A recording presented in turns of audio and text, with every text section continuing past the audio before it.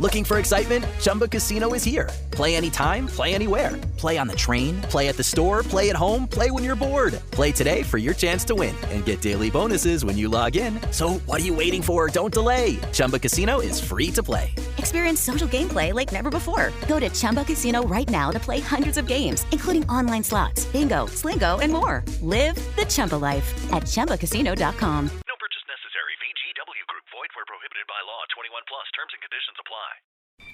This is VOCM Open Line. Call 709-273-5211 or 1-888-590-8626. The views and opinions of this program are not necessarily those of this station. The biggest conversation in Newfoundland and Labrador starts now.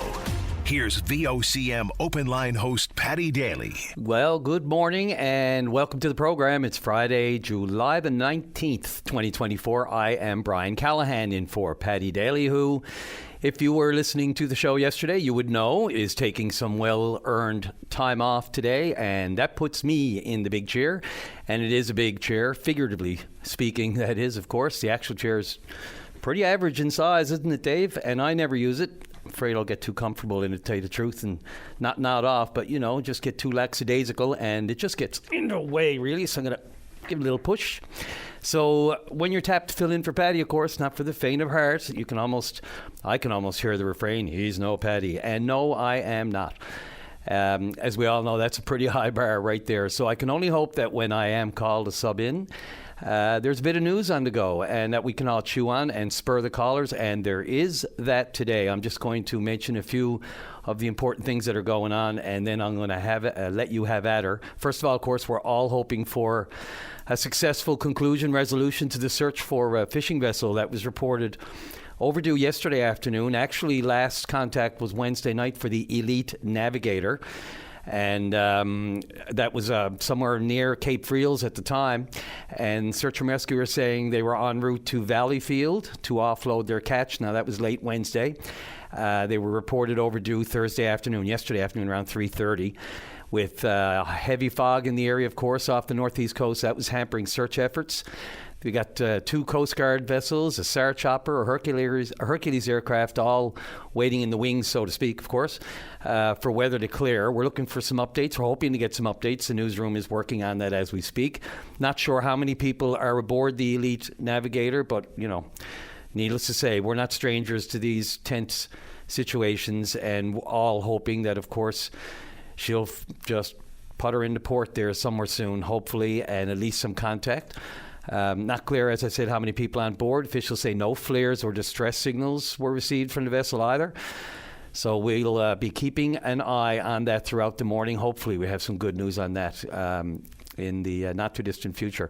Of course, also woke this morning to word of a massive Microsoft outage, and that's affecting systems around the world, apparently. I use Microsoft for email mostly and that sort of thing, but beyond that, I personally haven't been impacted. I've been able to access my email and all the Outlook and 365 files that I have under that platform. But if you're flying anywhere today, that might pose a problem. We've seen some delays on the arrivals, departures here at St. John's International Airport. But, of course, I think Delta Airlines has been grounded or affected throughout the United States, and American Airlines affected as well.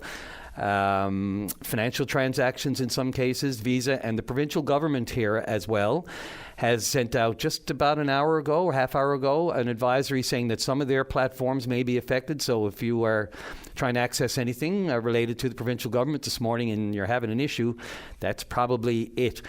So again, certainly we're going to, hopefully, I think we might get get an expert on the program to give us an idea what exactly they know is happening globally with this and how much it's affecting us personally in this side of the world. Let me see. So if you've been affected, yeah, by all means, tell me about it. Of course, we heard yesterday Seamus O'Regan has decided not to run again and is leaving the Liberal cabinet. Now, there was some rumblings yesterday that there might be some kind of a shake-up or even a shuffle today. We don't have anything official on that.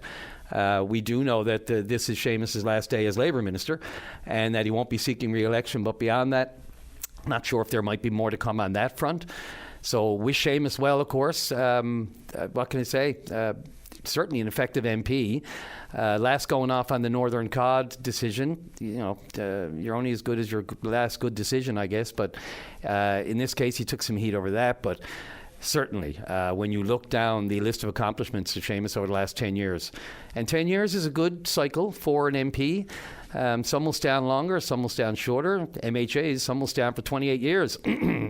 Minister Osborne, but others kind of know when it is time to go, or when they feel it's time to go. Especially, Seamus mentioned that he and his husband have just, not had the kind of time they'd like to have together. And one can only imagine, as a minister of the Crown in the federal government, how much time you don't have to yourself. So we wish him well. And then there's Donald Trump. So I don't know if you watched any of the Republican convention last night, where Trump officially accepted the nomination for president again, and it's hard to know where to start. There's a lot of meat on this bone, from Hulk Hogan to Kid Rock and UFC's Dana White. When those three are introducing you, or the lead up to you, you kind of know where your base is. And that's not to mention the drama involving the First Lady Melania, who made her first appearance really in public in quite some time. Certainly no sign of her during the prosecution of Trump in the courts there recently. So, but trumping all of that, of course, and excuse the pun, was the extraordinary move by Trump last night to detail the assassination attempt against him last Saturday. Like, right from starting, it almost sounded like a small novel. It was a beautiful, warm, sunny day. The crowds were, to the moment when he described how the bullet ripped off a piece of his ear, and then everything afterward, including the overarching theme from last night, that this was, in no uncertain terms, in his mind and a mind of many of the Republicans and his supporters, divine intervention. That God directed him to look sideways, turn his head just enough for the bullets to miss his head, albeit killing a man, a former fire chief apparently, who was in the crowd near him. And they, if you watched last night, they even had the man's jacket and his helmet were brought out on stage, sort of on a platform or on a hanger next to Trump, and he. God, I really couldn't believe it, but I was wondering how they'd handle that. And the next thing you know, he looked over at it and he walked over it and he actually kissed the helmet, to the roars of the crowd. Look, I do believe in everything for a reason, but divine intervention, certainly that wouldn't be off base for the base. The evangelic sect of the Republican Party is not unheard of. We certainly know that. And many people already believe that Trump walked on water long before he escaped and survived the assassination attempt. So, there's also been this idea of expectation that maybe the near-death experience might have changed Trump to a gentler, unifying Trump, and that he wouldn't even mention Biden's name last night. Well, forget that. He couldn't help himself on that front. And of course, then there is what about Biden? Still dug in as of last night, but something's got to give there soon. Many believe this weekend, possibly, before Monday. I mean, the Democratic convention is just over a month away, and some see that as an opportunity to, rally the troops and have a unifying event, and all the bluster that comes with the convention and finding a new leader to lead them into the election. But boy, I tell you, time is getting short. I mean, if you wrote this script and submitted it to a publisher, and I've done that once, but you got to believe you'd be laughed out of the room. And that's all I'll say about that. I will say this. He did mention a couple of things. First of all, Trump went on and on and on. I had an early rise this morning, and I was just wondering when he'd stop. The rambling went on. But I'll give him this. He had stamina, because I'm not sure Biden would have been able to go on and on and on. So there is that, especially after Biden said he'd have to curtail some of his events after 8 o'clock at night just to be able to get him back on track. So, and one other thing that I did notice too, and I never really thought of this until Trump mentioned it, was that, normally you'll see a shooting in a crowd and it's a stampede, it's a scatter. You hear bullets, you know what's happening, people are ducking, you think, a stampede or a rush to get out of the area. No one moved, and Trump mentioned that, and he even went as far as to suggest that was for the love of him, that that people felt he had that strength, and they were worried about him. He said he could see the sorrow in their eyes, but the delight and the relief as he rose from behind the platform with and the fight, and his fist in the air and the blood on his face. I mean, again, you cannot write or make this stuff up. So there's something for you to chew on. There's the best. Thank God there was some news this morning, and so I'll thank Trump and all the other news gods out there. Dave, who we got? Let's go right to a call. Let's see. Line 2, Randy, is on the air. Evacuation of wildfires and food prices in Lab West. Randy, good morning. You're on the air. Yeah, good morning, Brian. How are you? Yeah, I'm in Abbey Valley Goose Bay. When the evacuation started, I went out and I helped out and registered people and all that kind of stuff. What happened is I came across a couple who came in on a bus, and not a couple, actually, with their daughter, and they were having issues. I took them under my wing and helped them out to get their meds because he left some stuff behind, and helped them out in any way I can. So anyway, I've been buying groceries. I mean, I'm up in age, and I had room for them to stay here. So I took them in, and I went out to buy groceries, and anyway, bought a few groceries, and next thing I ran out, and I had to run up to the stores again and run down to the stores. And one thing that got me upset and why I called in this morning is the price of food. About a week or so before the evacuation, I could go out and buy a 2-liter milk, for $4.49 or $4.79.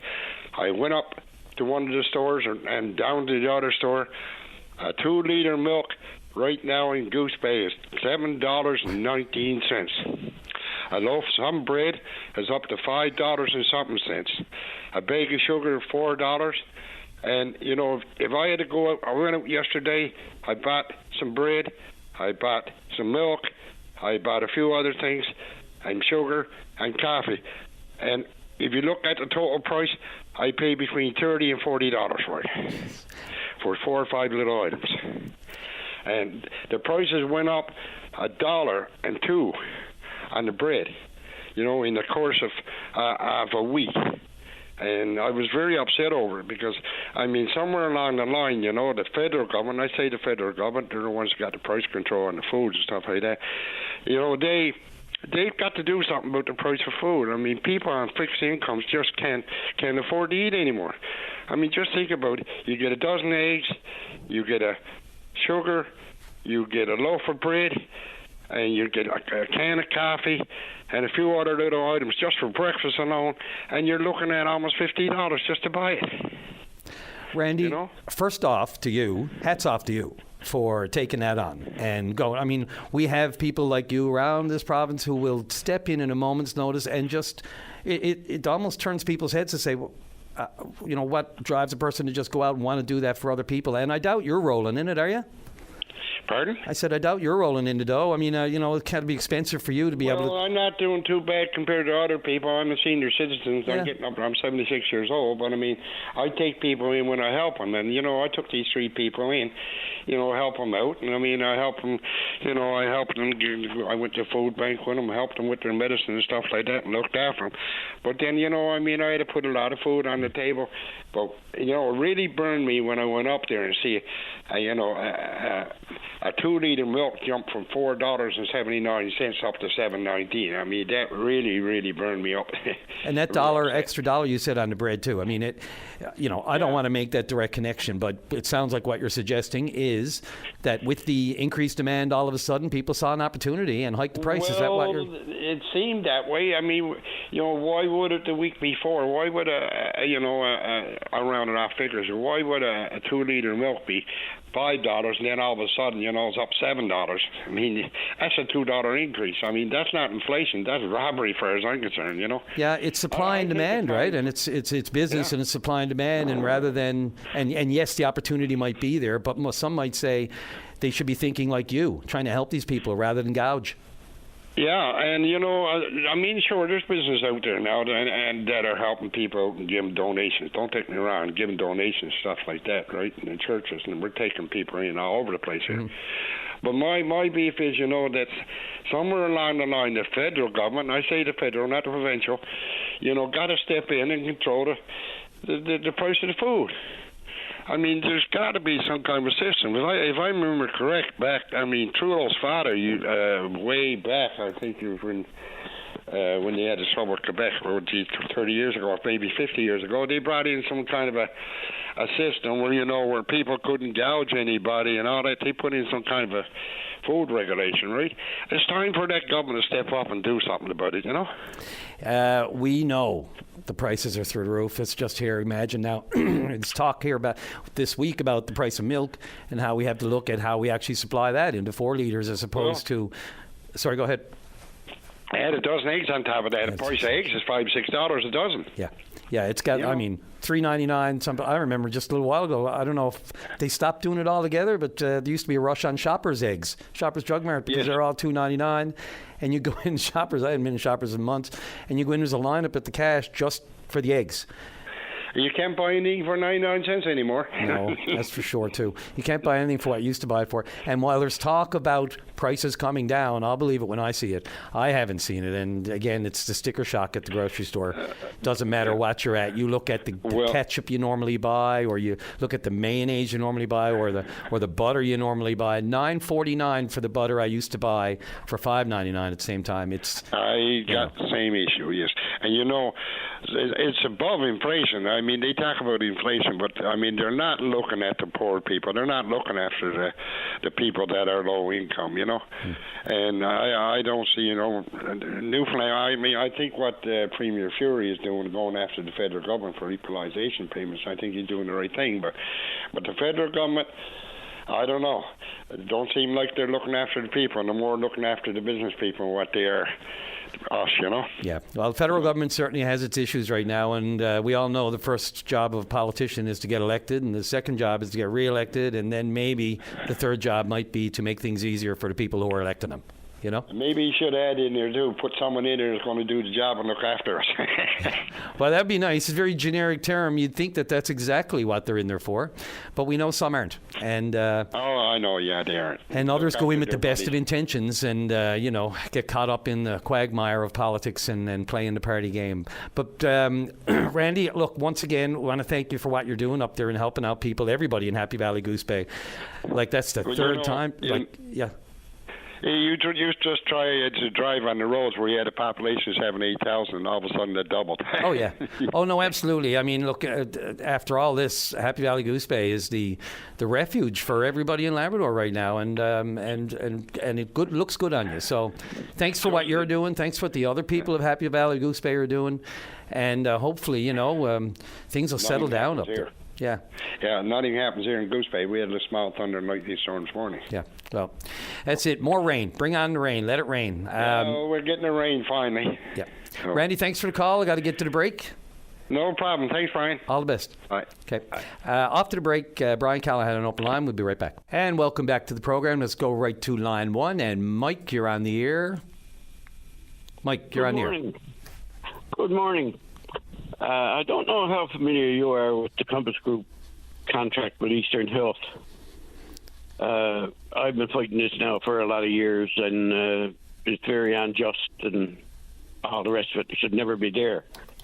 And it's a privatization of our healthcare system. But anyway, I had some complaints gone into the Department of Justice on this contract, which is basically illegal and a lot of different things. It breaks all the rules, regulations, and laws governing tendering, buying, purchasing, you name it. It's there, the hiring practices, and it defies everything that the unknown soldier died for, really, and it's all into this contract that it shouldn't be done. But anyway, through Tom Osborne, I couldn't get anywhere. Tom Osborne basically supported it, and he's gone now, and that's the main reason why he's gone. Now the new Minister of Health, he was saying before that he couldn't do anything, that it had to be done through the Department of Health Ministry. But now he's the Minister of Justice, he's the Attorney General, he's the Minister of Health. So, and responsible for access to information, protection, and privacy. Yeah, and all of this stuff. So he is there. Now he's got control of everything else. He can't blame it on anybody else or whatever, but he is refusing to do it, shirking these duties, and coming out and saying now he got this Mr. Bishop, I forget his first name right now, to look into it with Eastern Health. The Department of Justice is saying that the Department of Justice got no dealings with the contracts and everything that's signed by the Department of Health. So apparently the Department of Health is above the law. And they're signing contracts and everything which are not right and costing us a fortune that we can't afford. And all they're supporting is what's called crony capitalism, where greed is their main objective of to get how much money, and most money that they can, out of the pain and suffering for Newfoundlanders for the lack of our health because of the money they're taking at this province. Like bread and that and stuff is all brought into the province. The province can't put the local suppliers and that and stuff of food and whatever, produce and all the rest of it, can't put anything into any of our government cafeterias or food services or anything else because it's all controlled by the 80 employees of Compass Group who are working in management positions of Eastern Health. So what it comes down to basically is that this minister now, and we knew before from kind of they were going to have a job to get anybody to take over that minister, because like the legacy that Tom Osborne has left behind and what they've done to our health industry is totally ridiculous. But the Department of Justice has got to step in. If there's a contract which is illegal, which any department in government is looking after, then the Department of Justice is there. This is our last fallback. If we don't have the Department of Justice to look at this properly, well, we got nothing. What do we have to protect the citizens of this province from these people that will take whatever they can out of this province and gone? I just find it amazing that it's all that, it's just totally ridiculous of what's happening in our healthcare system. And the politicians just basically, especially Liberal government, will not do anything, will not say anything. I've asked the minister to come out and answer to the people, do you support the Compass Group contract or not? And I don't think that's too much to ask. If we don't support it, then do something about it. It's not only his obligation as a minister, but it's his obligation as a Newfoundlander. We're being stolen from. Our healthcare system is being destroyed. It's all going downhill. Everybody sees it. Everybody knows what's going on. They all know about the Compass contract, how unfair it is, and what it's doing to the province. So why won't they do anything? Are they getting kickbacks from it? Or what are they getting for it? They're getting something for it somewhere along the line, or they got a hold on this government. And what's happening is, well, like I said, we're going to have no healthcare system. And it's just totally ridiculous. But anyway, are you familiar with the Compass contract? Mike, I've listened. Yes, I haven't read the contract. I do know your gripe with it. I have listened to you on with Patty. Of course, I work in the same radio station, so I've heard certainly. Your issues with the Compass Group. I have to believe on a couple of fronts. First of all, if you haven't been able to get anywhere with the former health minister, good luck now, because to say that the current minister, Hogan, Minister of Justice, is also now in charge of the Ministry of Health. I mean, the two largest portfolios in government.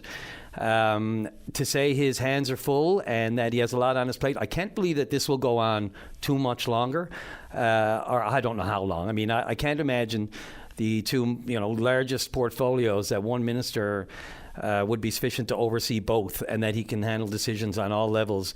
I mean, a lot of these initial decisions are made at the deputy minister level, and they go up through the chain, and he makes the final call.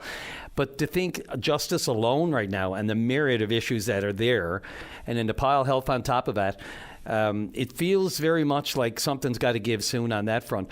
But if and for the government to come out and admit in any way that, and first of all, you use the word illegal. I mean, unless it's decided in a court of law, it's not illegal until it is illegal. And these kind of allegations, I can see, and I've heard your issues with the Compass Group, and it's oversee of the health department. But what can I say to that other than if you weren't getting anywhere with Minister Osborne, I don't see the goalpost moving anytime soon with Minister Hogan. No, I don't either. And it's, the people of this province are suffering and that and whatever. But like I said, too, and Tom Osborne there now as manager of the Milk Marketing Board, I think that's ridiculous, where he spent all of these years supporting the Compass Group, who will not buy from the local suppliers and that and stuff in this province. You take bread, is brought into this province for our health sciences, and all of this stuff like the turkeys and that and everything. We can't sell produce here, and all because it was supported by Tom Osborne. And then he comes in here, going to be now managing Milk Marketing Board, that here all of the food and that stuff in all of the government agencies, old age homes, the long-term homes, the hospitals, schools, jail, prison, you name it. They're going to be supplying the bread and everything else from outside this province at the most profit is what it's based on. And they're cutting out the local produce suppliers. Mike, I'll tell you... in the marketing board. I don't think that's right. I was just going to say, former Minister Osborne has barely been in with this new position for... the seat is not even warm. So we'll see how he goes with that. I got to get off to another call. I really appreciate your call. Thanks so much. Thank you. Okay. Let's move right along, Dave, shall we, to Melvin on line 3. Melvin, you're on the air. Good morning, Brian. Morning, sir. First time caller. I feel a bit nervous. If I had to wait any longer, I think I would have ended up on anxiety medication. I'll tell you, I saw Salmon River and I said, this has got to be a peaceful chat, I hope. First time callers, every time I'm driving around or listening or I'm in the newsroom and I hear somebody say I'm a first time caller, I turn everything down and listen, because you never know what someone's going to say or want to talk about. And new callers, fresh voices are always welcome, so go for it. What do you got? Okay. Well, first off, my wife and I live in Mount Pearl North, and we have a cabin on Bayloo Road, which is on the Bjorn Peninsula between Baylor and Terranceville. There's about 100 cabins there. And the Bayloo Salmon River runs parallel to that dirt road for about 12 kilometers before it runs down into Placentia Bay. And I caught my first salmon on that river when I was 20. So when the fish got hooked, I got hooked. And I just turned 71, so I've been fishing that river for 51 years. So you know that river? Every year, Brian, I could go down to that river the last week of June, all of July and August.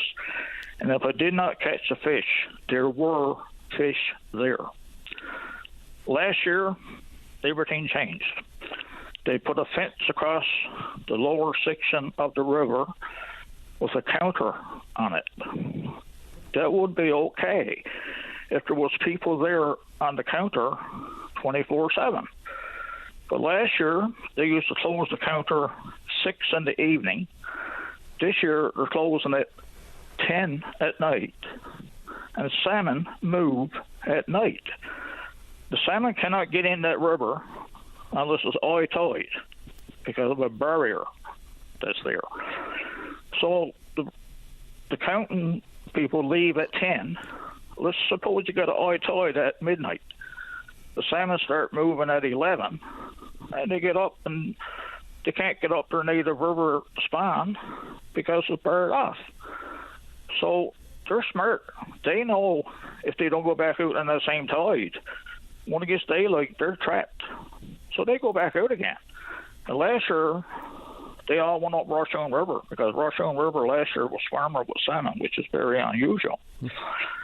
So we have another problem.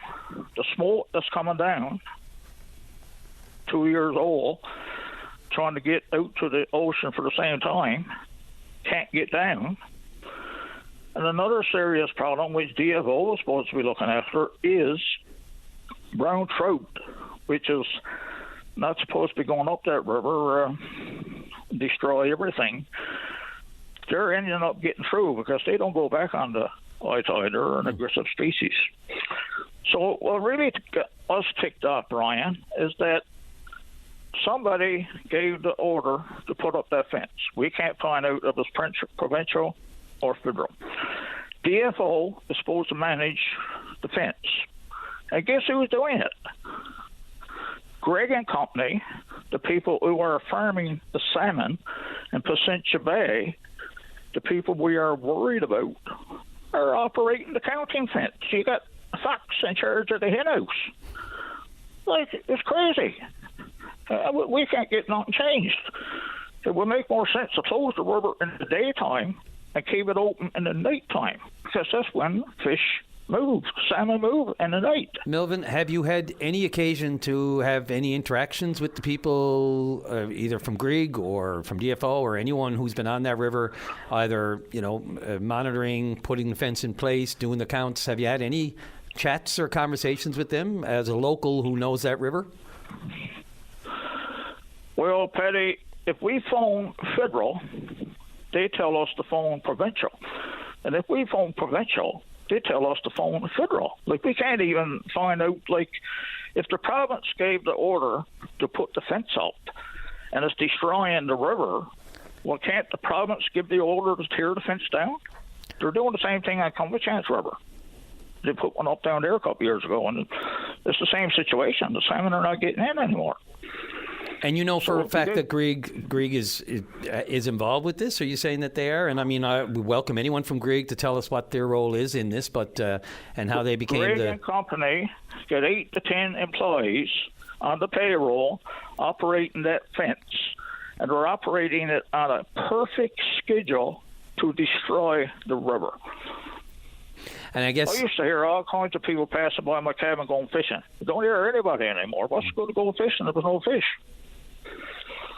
Like, something has to be done. It doesn't make any sense, man. Well, Evan, I will not. I find it very hard to question anyone with the years, 60 years plus knowledge of that river. I have no reason to believe that what you're telling me is in fact. So if anyone from Grieg or anyone from the provincial government can shed some light on it, I can send a couple of messages off. I know a couple of people out there, and we have media people with Grieg. If there is someone's listening or anyone wants to pass it on, I know that the aquaculture industry is... and certainly anyone from the aquaculture industry, they are certainly, great advocates for the resource, for that industry. But the back and forth between pro-aquaculture and anti-aquaculture is well defined as well. Melvin, let's see if we can get some answers to that. Thanks for the call. I got to move on to another, but if you hear anything... I want to say one more quick... Sure, go for it. One more quick thing. Last year, the last week of June, there was a good many salmon going up our river until they put up the fence. The same thing this year. The boys said there was a lot of salmon on the go the last week of June. Then they put the fence up, and now there's nothing. And I'll finish by saying, do you actually expect Greg to agree with me when I'm against them? Yeah, no, I don't. Look, this is at best a what sort of for words escape me now, and this is the first time this morning, but not bad. Adversarial. Well, that's the word. That's the word I was looking for. Adversarial. Greg should not be doing it. That'll be going on should for. Not be doing it. Yeah. Well, we'll find out why they're doing it, and then I guess we'll have to determine whether they should or shouldn't. I mean, I know what you're saying. It doesn't seem right and against the flow to you, but. Maybe if we can get an explanation, and then that'll be a good starting point. Melvin, I appreciate the call. Keep us up to date and posted. Thanks. Have a nice one. You too. We're going, Dave, quick break or going to a quick break? Okay, we'll be right back here on Open Line.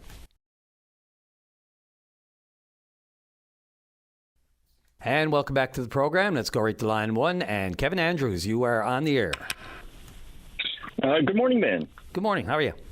Yeah, sorry, Brian. Good morning, Brian. Yeah, so I've been getting a lot of people calling in, emailing me about this I guess, this global software crash throughout North America and really throughout the world. Right, so Kevin. So just before call in there and chat about that a little bit. Yeah, just before we get going, of course, you're our regular, we'd say, columnist on Tuesday mornings for our Tech Talk. You're a technology teacher, of course, computer systems administrator, podcaster, blogger, and CEO of a website that Design Business. So, Giver, what do you know about this morning?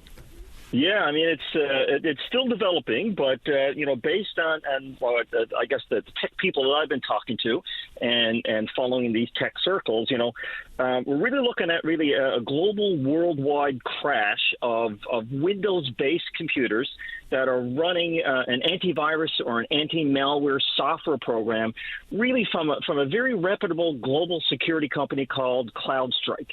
And so really any company or business who uses this service from CrowdStrike and their CrowdStrike software on their Windows systems really may be experiencing frequent computer crashes. I think what happens is the software updated, CrowdStrike updated their anti-malware software last night. And when you update a software program that's anti-malware, it's usually connected to all the files on your computer.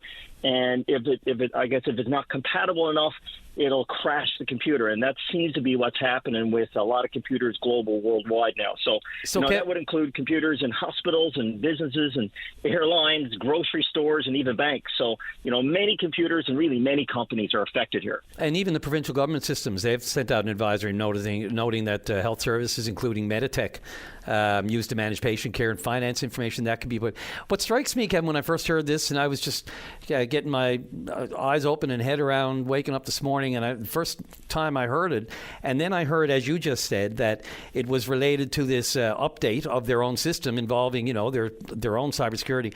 What just surprised me was whether or not, first of all, was there any advisory that they were doing the update and that this might be an eventuality? Yeah, I mean, it's you want to think of it to a certain extent where sometimes, usually updates will improve and improve your security on your computer, whether it's a Windows update or an antivirus or an anti-malware update. Usually that improves the security and helps your computer and helps the software run a little bit more efficiently and better. But for some reason, there was a problem with the code and it wasn't compatible with Windows. And as a result, then Windows will crash and run into sort of a loop where you get what they call a blue screen of death. Yeah. And then there was no way for people to sort of boot up their computers. So they don't sugarcoat that, do they? That wouldn't happen, and the security, I guess people would double check before they push that out. But usually software updates are pushed out silently in the nighttime. Or depending on specific times, and it usually doesn't affect computers this much. But I think somebody made a blunder there, and it's affecting a lot of people and a lot of companies and a lot of businesses. Yeah, and you mentioned sometimes it's pushed out quietly at night. Look, I can tell you, and we have them often enough here, at Stingray at VOCM, where we get very specific warnings to protect your computer, to be aware that there's an update, close out files, lots of precautions that we're advised to take when we have a big update here. So it just surprises me that, I guess if they have to do that, then it shows a vulnerability maybe. Like if you're saying that we may have a problem, that could be, looked at as a vulnerability of their system as opposed to let's just do it. Hopefully it'll run straight. And if it doesn't, then we'll have to deal with it after the fact. I mean, a lot of people are probably crossing fingers sometimes when they push out an update. Yeah. I mean, really the bottom line here, I think, it really goes to show how easily tied together our global systems are and how they could possibly fail due to a simple update for just an antivirus program. So, sometimes it might be a good idea to always keep some cash at hand. Yes, absolutely. Yeah, that's actually funny you should say that. I was just saying it to my daughter the other day. Have it as a backup. I saw a note as well saying, they're working on it and fixing it. Is this like, I know it's early, but is this like a situation where they can't figure out the problem and they're having trouble with it, or it's just going to take a bit of time until they work out the bug and, there is an actual timeline? Yeah, I think it's the latter for right now. I would think most of the companies who have IT system support are working on this to roll it back. What they're saying is they're uninstalling the antivirus and anti-malware program or trying to roll back their version of Windows before it got the update, and that seems to be fixing it. So because it's a global, worldwide thing, and CrowdStrike is such a reputable such a really big, important antivirus, anti-malware program, and a lot of companies use it. It's probably just going to take a while for them to sort of either push out a new update or uninstall it and then get a new refreshed update after that as well. So there'll certainly be a little bit of time, maybe a couple of days, who knows. Given that this is anti-malware and it's designed, that's exactly what it's supposed to be installing to protect systems. Are our systems more vulnerable right now while it's not in and it's having problems, and while people are uninstalling it, and is this a very vulnerable time for your system? Is there any special precaution you should take while this is going on? Good question. I think if it's usually, from my understanding right now, most companies and businesses would be affected more so than personal. So most people probably won't notice an issue on their personal computer unless you are paying for that service from CloudStrike. And CloudStrike is more of a corporate service, more so than a personal service. So for most general people, you might not notice it. But for companies who are, using this software service, then it's going to make their company probably vulnerable for sure. I mean, once you uninstall your malware, then you're kind of open there, right? But it would depend on how the IT systems and IT support control that. Well, Kevin, always appreciate it. I know this was unsolicited, so it was solicited. We like to lean on you for your tech, knowledge. No worries whatsoever. I keep my eyes attuned to anything that happens, whether it's early or late at night, early in the morning. There's really no time to really prepare for stuff like this sometimes. So. Yeah, I know we regularly have you on Tuesday, so we really appreciate the off hours connection. Yes. So thanks very much for all the info. No problem. Awesome. Kevin Andrews right there, our tech guy, keeps us up to date and keeps us in the loop, so to speak. We're going to go off to the break, are we, Dave? And we'll be right back. And welcome back to the program. Let's go right to line 2. And Tina Olivero, you are on the air. Good morning, Brian. It's nice to hear you on the radio on this show. You're doing a good job. Thanks, Tina, very much. It's kind of you to say. But boy, oh boy, how you doing? I'm doing okay. It's been a year since Ben passed away, and so that's why I'm calling today, because we're having a candlelight vigil for our people with mental illness and addictions, and for those that we've lost. So that's happening on July 28th, so 10 days from now. So I'm just inviting everybody to come. It's 7 to 10, so it's a candle lighting ceremony. So when the sun goes down, we'll be lighting, hundreds of candles in the park where Ben passed away. Right. And for people who don't know where that is, that's the corner of Gower Street and Queen Street across from Mary Brown Center. So July 28th at 7 to 10. And what we hope to do there, our goals, our intentions, is to bring awareness to mental health and addictions, reduce the stigma. We're going to have some parents speaking who their kids are in addiction. We're going to have some musicians there, a rapper.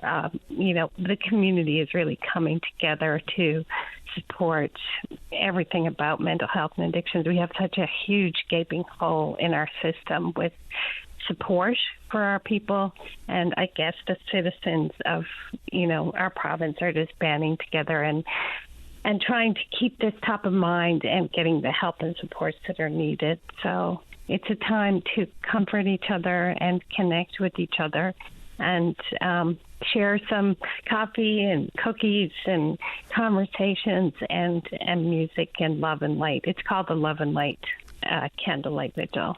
Yeah, and I received your message on that this morning. Sorry I didn't get back directly to you because, as you can see, I was seconded for another job this morning. But no worries. Tina, look, ever since Ben passed away, I've been trying to follow all the hard work and the lobby that you've been making to the government and everyone else. And I do recall initially, wasn't there, the effort to try to have a sort of a one-stop catch-all facility where, this stigma could be erased. You could walk in without the stigma, that people could actually openly talk and express themselves, and this is what I'm up against and what kind of help can I get. It felt like there was almost an effort to get this one-stop, sort of one catch-all facility that could somehow be, that beacon or that light or that shelter for people who who otherwise, wherever they go and whenever they walk into a Tim's and everybody turns their head, they might know and they might feel the stigma, But I do recall that effort. Where did that go?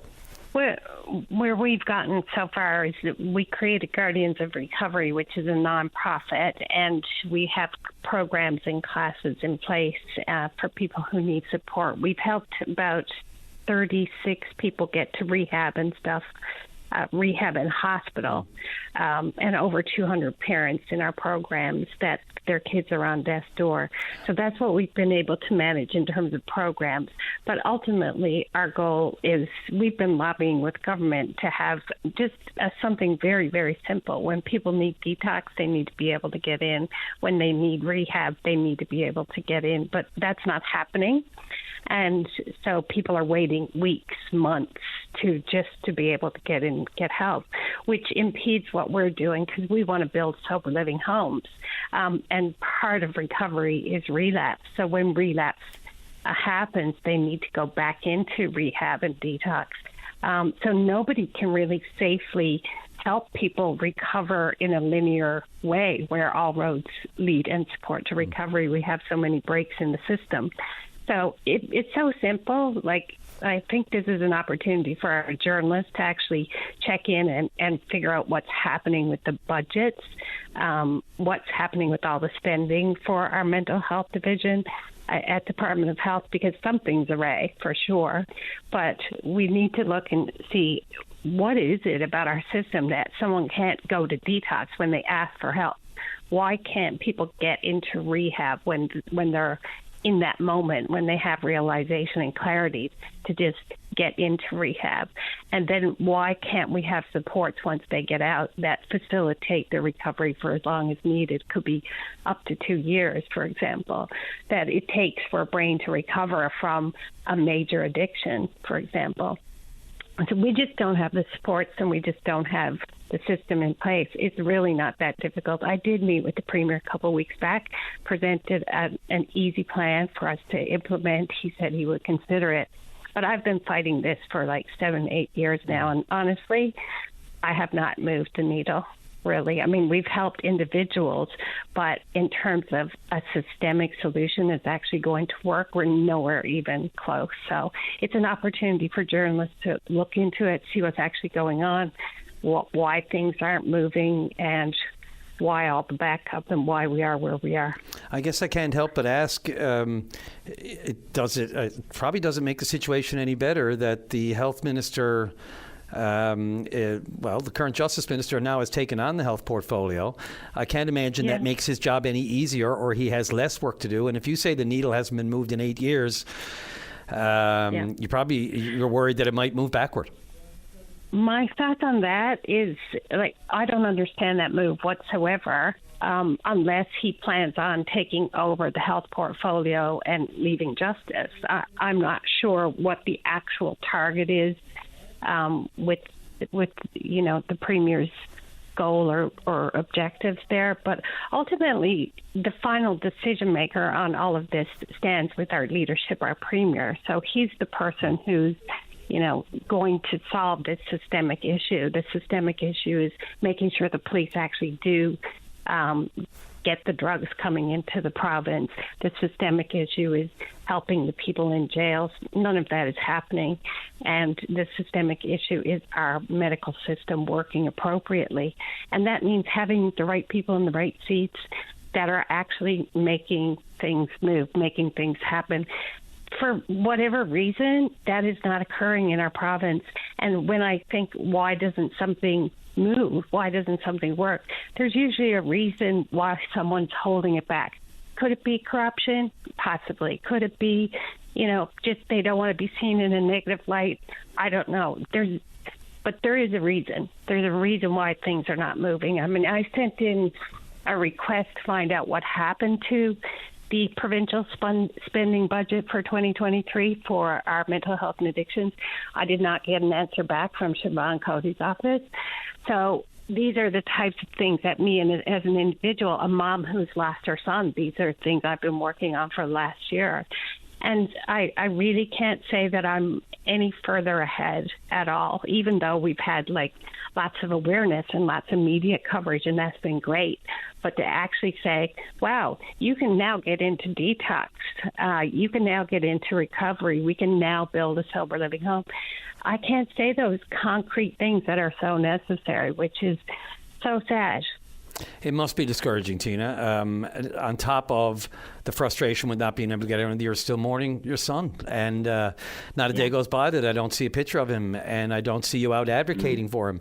And I know, emails to the minister and even Siobhan Cody, ministers probably, and I know they're not answering individual emails, but they have lots of staff. And to not receive some kind of even just a reply, it seems a little tone deaf on this issue. This is ever present. I live downtown, and not that it's just downtown, but just the anecdotal comments from people, or just what you see yourself from walking downtown, or it's wonderful all this week, the beautiful weather, cruise ships coming and going, and lots of music and that sort of thing. But all you have to do is look up an alley or sideways or down. To somebody sitting on and it is right there in our faces. And it, again, the stigma still exists. There's no question about it. And it's part of the reason that the feet drag on this issue. There's no question in my mind. It really does. And I had the most disturbing call. I get 2-3 calls a day of people who are needing help in some way, and we try to facilitate that. But 2 days ago, I got a call from a gentleman who, in one single day on Water Street, he was asked if he was interested in purchasing meth and cocaine 15 times in one day. So that is a scary thing. Is it coming in on boats? Where are our drug dogs? How are we going to keep our city safe? The number of overdoses is through the roof. It's doubling. So this is the biggest crisis of our actual province right now. And it's so difficult because a lot of people don't want to talk about it, that there's that. And then, addiction thrives in the dark. So unless we do talk about it, we do actually stop tolerating it, nothing's going to change, which is where we are right now.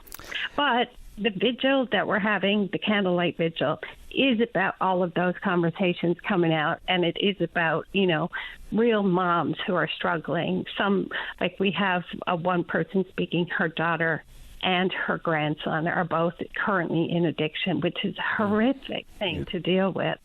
And so these are true, real, authentic situations of Newfoundlanders in need, and we have to step up and help them. So Tina, I hope can you give me comes to our... Yeah, give me the where and when again. I got to get off to the news, but go for it. Just tell everybody again where and when for this. Sunday, July 28th, the Candlelight Vigil for people with mental illness and addictions, and it's happening at Ben's Place of Passing, which is right across the corner of Gower and Queen Street, across from Mary Brown Center. Thank you so much for taking my call today. Tina, thank you, and I wish you nothing but the best. God love you. Take care. Okay. Tina Oliveira right there. All right, Dave, where are we going? Right off to the news with Brian Medore, and we'll be right back after the news. And welcome back to the program. Brian Callahan in for you for Paddy Daly today, who's taken some well-deserved time off.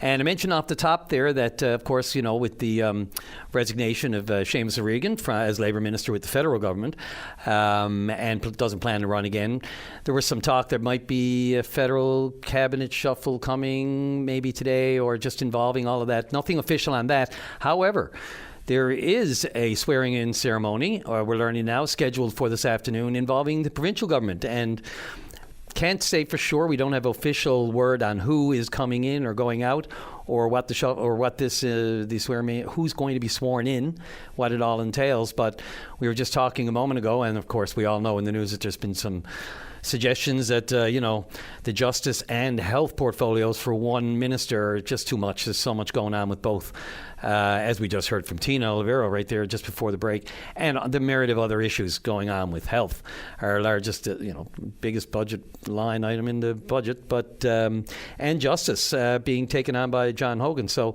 he holds both of those portfolios as we speak.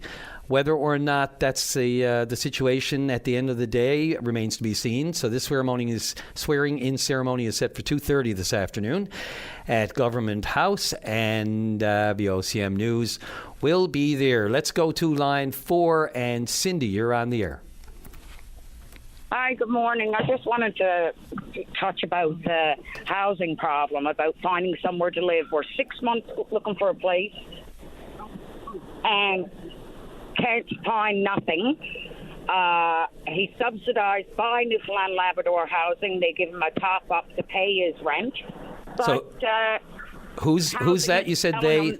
Sorry, Cindy, you said they. Who's they? Housing. So you're in a unit in St. John's? Or were? It's a regular house, but housing is giving him, my son, top-up to afford his rent. He was thrown to the streets last year within 15 passing away by housing, and now they're subsidizing him. So the house he's in was sold, so he has to be out. He's been looking for 6 months for a place, can't find nothing, has to be out of this place July 31st. Housing told him yesterday not to leave until the sheriffs turn him out. Now, isn't that something? So that's why I meant, so when you said off the top him, so this is your son who was in a unit, and why is it, what's wrong with the unit again? Sorry? The unit he's living in, it's a house. Right. He's found it by himself. It was sold, and the people who own it want to move in on the 31st. Gotcha. And he was being subsidized in that house by... What's that? And he was being subsidized in that house. The rent was being subsidized by housing at that point, before. Correct. And we've put out hundreds and hundreds looking for places, answered everybody, sent out messages, no answers. 2 people answered back. Cindy, if there's one thing I do know, he is not alone. Right off the top. I know, it's crazy. Why are they bringing all these people into the province when there's nowhere to live for the people that live here? That is the million-dollar question, whether or not we can sustain it. We know that we're short now by thousands of units, and the push is on. And it's crazy. They know we've got nowhere for people to live. Why should my son have to leave his kids and province in order to have a roof over his head? Like, that's what it's going to boil down to. And that's not fair. Was he living alone? He was living alone, was he? Yes. In a house? Like in that house that was sold? Yeah. He's on the top floor of the house, a 3-bedroom, because he wants his children living with him. And they will eventually be living with him. So if he goes out and gets a bed setting or a 1-bedroom, he'll never get his kids. Yeah. And he can't find that anyway. Some might say he was pretty lucky to have a full house to himself. Or was he just renting the top floor? Upstairs. Okay. Just the top floor. And who was downstairs? Another tenant rental person, and they left already. So they were in the same... Got it right. Well, the people who bought the house drove the rent from $800 a month to $1,700 a month. Yeah. Yeah, and we know that's happening. The rent prices... Where's our government too? They should put their foot down. Like, this shouldn't be allowed. Other provinces, they're only allowed to do a percentage of what you're paying every so often. They're not allowed to do it like this. Like, that's over double. Like, come on, what's wrong with people out there? It's all greed. And sadly, if you look through the tenants boards and the act and that sort of thing, they're tenants, the landlords have a right to increase the rent to a certain level. Now, I don't have it right in front of me, and I only read it a couple of weeks ago because I had a friend of mine who was in the same boat and wondering what the rules were for landlords. And I've always said, and this is no offense to the good landlords, but, the problem with the word landlord is the lord part. Some believe that they are. And there's lots of examples of that in the courts, believe it or not, with breaches of act and that sort of thing. But not when it comes to jacking the rent to a level that, just as you said, would force somebody out of the province. So what's he going to do? Exactly. It's either the streets or leave the province. And you know what? They got a hotel out there that the government's paid over $3 million for, and you got to apply to get in there. And there's only 3 homeless people. That was bought for the homeless, and there's only 3 homeless in there. And the rest are people that come into the province. Cindy, what brought your son to be on social assistance or in housing, if you don't mind me asking? Because he's very sick. He's got very severe COPD and other illnesses. So on top of everything else, he's dealing with the health crisis on top of homeless until he can find a place by the end of the month, the end of August. End of July. End of July, sorry, I thought, yeah. So he has 12 days or so, 10 days or so to find another place. Nothing at all? Right. Nothing. I've been looking for 6 months. And again, he's looking for something that can also accommodate, did you say 2 kids, 3 children? 2 kids. Even if he gets a 2-bedroom, a 1 or 2 bedroom, until something happens in this province. Like, this is getting too outrageous that our own people have to leave the province. Where are his kids now? They're here in the province with his spouse's family. So that they can at least stay there with a shelter, with a roof over their heads until and when he finds something. Yep. Well, at least there's that. I mean, if it comes to adults are adults, and what we have to do, we got to do. But kids, it's a different ball game altogether. So at least they're looked after. Yeah, it's a fight, and it's a fight to see them too. I'm sure that's another issue that maybe for another day. I mean, going down the road of family law and family disputes and custody issues and that sort of thing is Openline's not necessarily the best venue for that. No, I know, but just the fact of trying to find somewhere to live so you can have a life with your children. There's that many people out there that don't want a life with them. He's trying to see his kids, and he's got nowhere to go come the end of the month. I don't live here in the province. I came home to try and help him. And housing, he'd still be subsidized wherever he went? Yes, but he has to apply for a transfer, even though housing don't own the house. Well, that is the bureaucracy, and that is that's the process. I guess everybody should make an application so it can be deemed, to be put in a proper category and who's on the urgent list. And there are a lot who need a place in short order, given rent and given what you said. That's happening a lot. People are making the most of accommodations they have. The city is pushing it. And but whether or not it's all affordable housing, that is the main $1 million question, isn't it? Yeah, if they put a cap on the amount that they're allowed to up the rent and how often. Like, I have another friend that her house sold and it went from $900 a month to $2,000 a month. And putting caps on that sort of thing too, is going to get that pushback as well. The city it's interesting whenever these applications for housing come up before the city, and a lot of them are there now, and they're doing the best to expedite and change the rules to allow more density in neighborhoods, these multiplexes, duplexes, backyard suites, tiny dwellings, tiny units. All of these efforts are being put forth. It's just not happening fast enough, hey? No, it's not. That hotel down there with the homeless were supposed to be in it by Christmas. Hey, Christmas is here and gone, and another Christmas is coming, and they're still on the streets. Like, it don't make sense. Cindy, I volunteer with wish helping the homeless. I wish you nothing but the best. Is housing able to help at all? With its own units, like, do they say, look, they are here, you have to apply, and they are here, but you have to go through the process? Nope. They gave him the subsidy so he doesn't get a unit from housing. With all the empty units belong to housing, it's pathetic that people are on the streets. There's a lot that lead a lot of work. There's no question about that. Yeah. Cindy, I wish you nothing but the best, and for your son, at least, as I said, I'm sorry, my mind immediately goes to the kids. At least they have shelter for now, and hopefully something comes through sooner rather than later. Thanks so much for the call, and I wish you nothing but the best. Can you have your producer keep my number in case anybody should happen to have a place? Absolutely. We'll keep. Yes, absolutely. Right.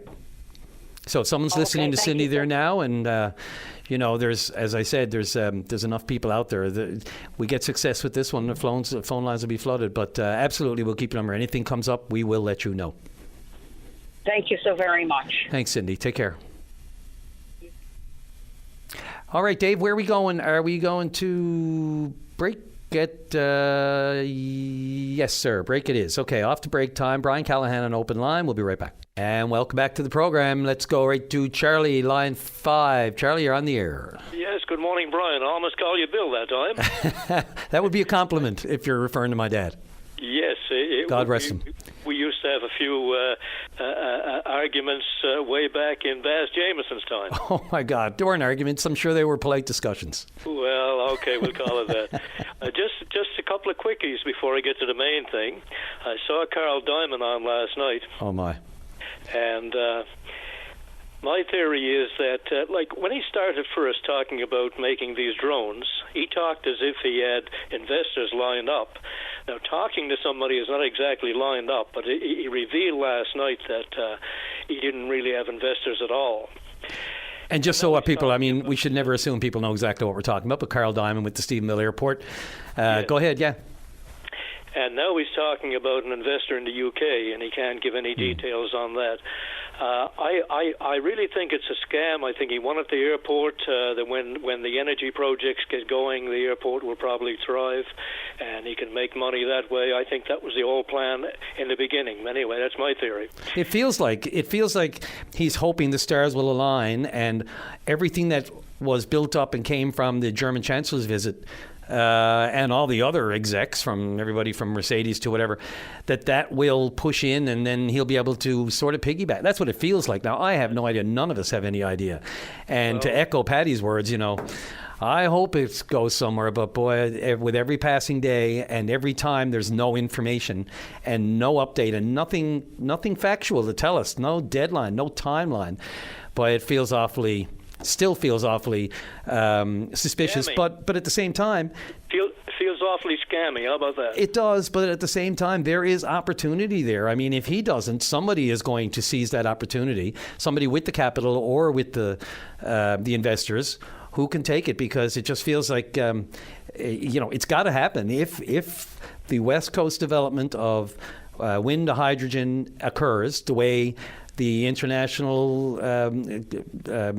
business community seems to feel, and the way the province promotes it, then they're going to need that airport, whether it's for drones or whether it's for commercial or whether it's for passenger or traffic. They're going to need that stationary area as well as derelict. But it just feels like there's an opportunity there, and someone's dropping the ball. Yeah, that's going to happen. I see that, but not the drone thing. Anyway, a couple more quickies. I'll make a prediction here. Biden is gone. I love the guy, but he should move on, and I hope that happens soon. Word is probably over the weekend, but it's funny. During the Republican National Convention last night, they continued to give updates on that as the sidebar story. I mean, again, as I said off the top, you can't write this stuff. But with that dynamic going on, with Trump, playing the pity card, I mean, that just felt so uncomfortably politically opportunistic for him to milk what happened to him in the assassination. And then the kissing of the helmet, the great sorrow that he saw in people's eyes that thought he might have been hurt or dead. I mean, it's okay for other people to talk about yourself that way, but when you start going on like that off script, so much for a changed man. Well, he loves to play the victim, and he had the perfect opportunity. Now, speaking of that, his two messages were on the border, and the other one was drill, baby, drill. That's right. And electric vehicles. And yeah. So what I'm saying here is, in the midst of heat waves, fires, floods, people being having their lives ruined, people dying from the heat, and so on and so on. In the midst of that, he's saying, drill, baby, drill, which means oil industry, get yourselves ready. We're coming with, they're going to probably try to double production in the States. And so I call it a Republican heat wave. They fought the concept of this for years. They've been in bed with the oil companies, and now they plan to continue that, which to me means very bad news for this planet, because any hope for change would have to come from the larger countries like the United States and China and so on. And one other shot across the bow of electric, I just mentioned electric vehicles. So on top of the drill, baby, drill, he talked about, his exact words, I believe, were end the electric vehicle mandate to save our auto industry. So he's thumbing his nose at the, here the push for electric and all those critical minerals that are needed for batteries, and where we're all going with electric. But if what he said last night was any indication, and he could be just pandering to the big auto industry who want to continue to pump out the catalytic converters and the combustions and the oil and gas and keep that flowing through vehicles. He's serious. He already told them to, if they could donate this money to his campaign, he'd be sure to see to them. But anyway, is vice president, presidential candidate. I read his book, Hillbilly Elegy. J.D. Vance, yeah. But anyway, he was the one that a few years back said Trump was America's Hitler. He said many things beside that, how much of an idiot and a fraud he was. And now, of course, when he had chance for power, now he's even to the right of Trump on some of these issues. So that'll tell you the guy sold his soul, and he's up there now talking like this young savior of the, And he's hardly alone. You had Senator Cruz and Little Marco. Remember Little Marco, who he ended up being a top 3 candidate for VP, and J.D. Vance was the one chosen. But Little Marco was all over TV last night. Cruz shaking hands. They're all in the box with Trump. So he's far from alone. Look, whichever way the winds are blowing. They all know what Trump is. Look, I've got no problems with action on the border. The Democrats had a bipartisan agreement there a few months back, and Trump said no because Biden will get credit for that.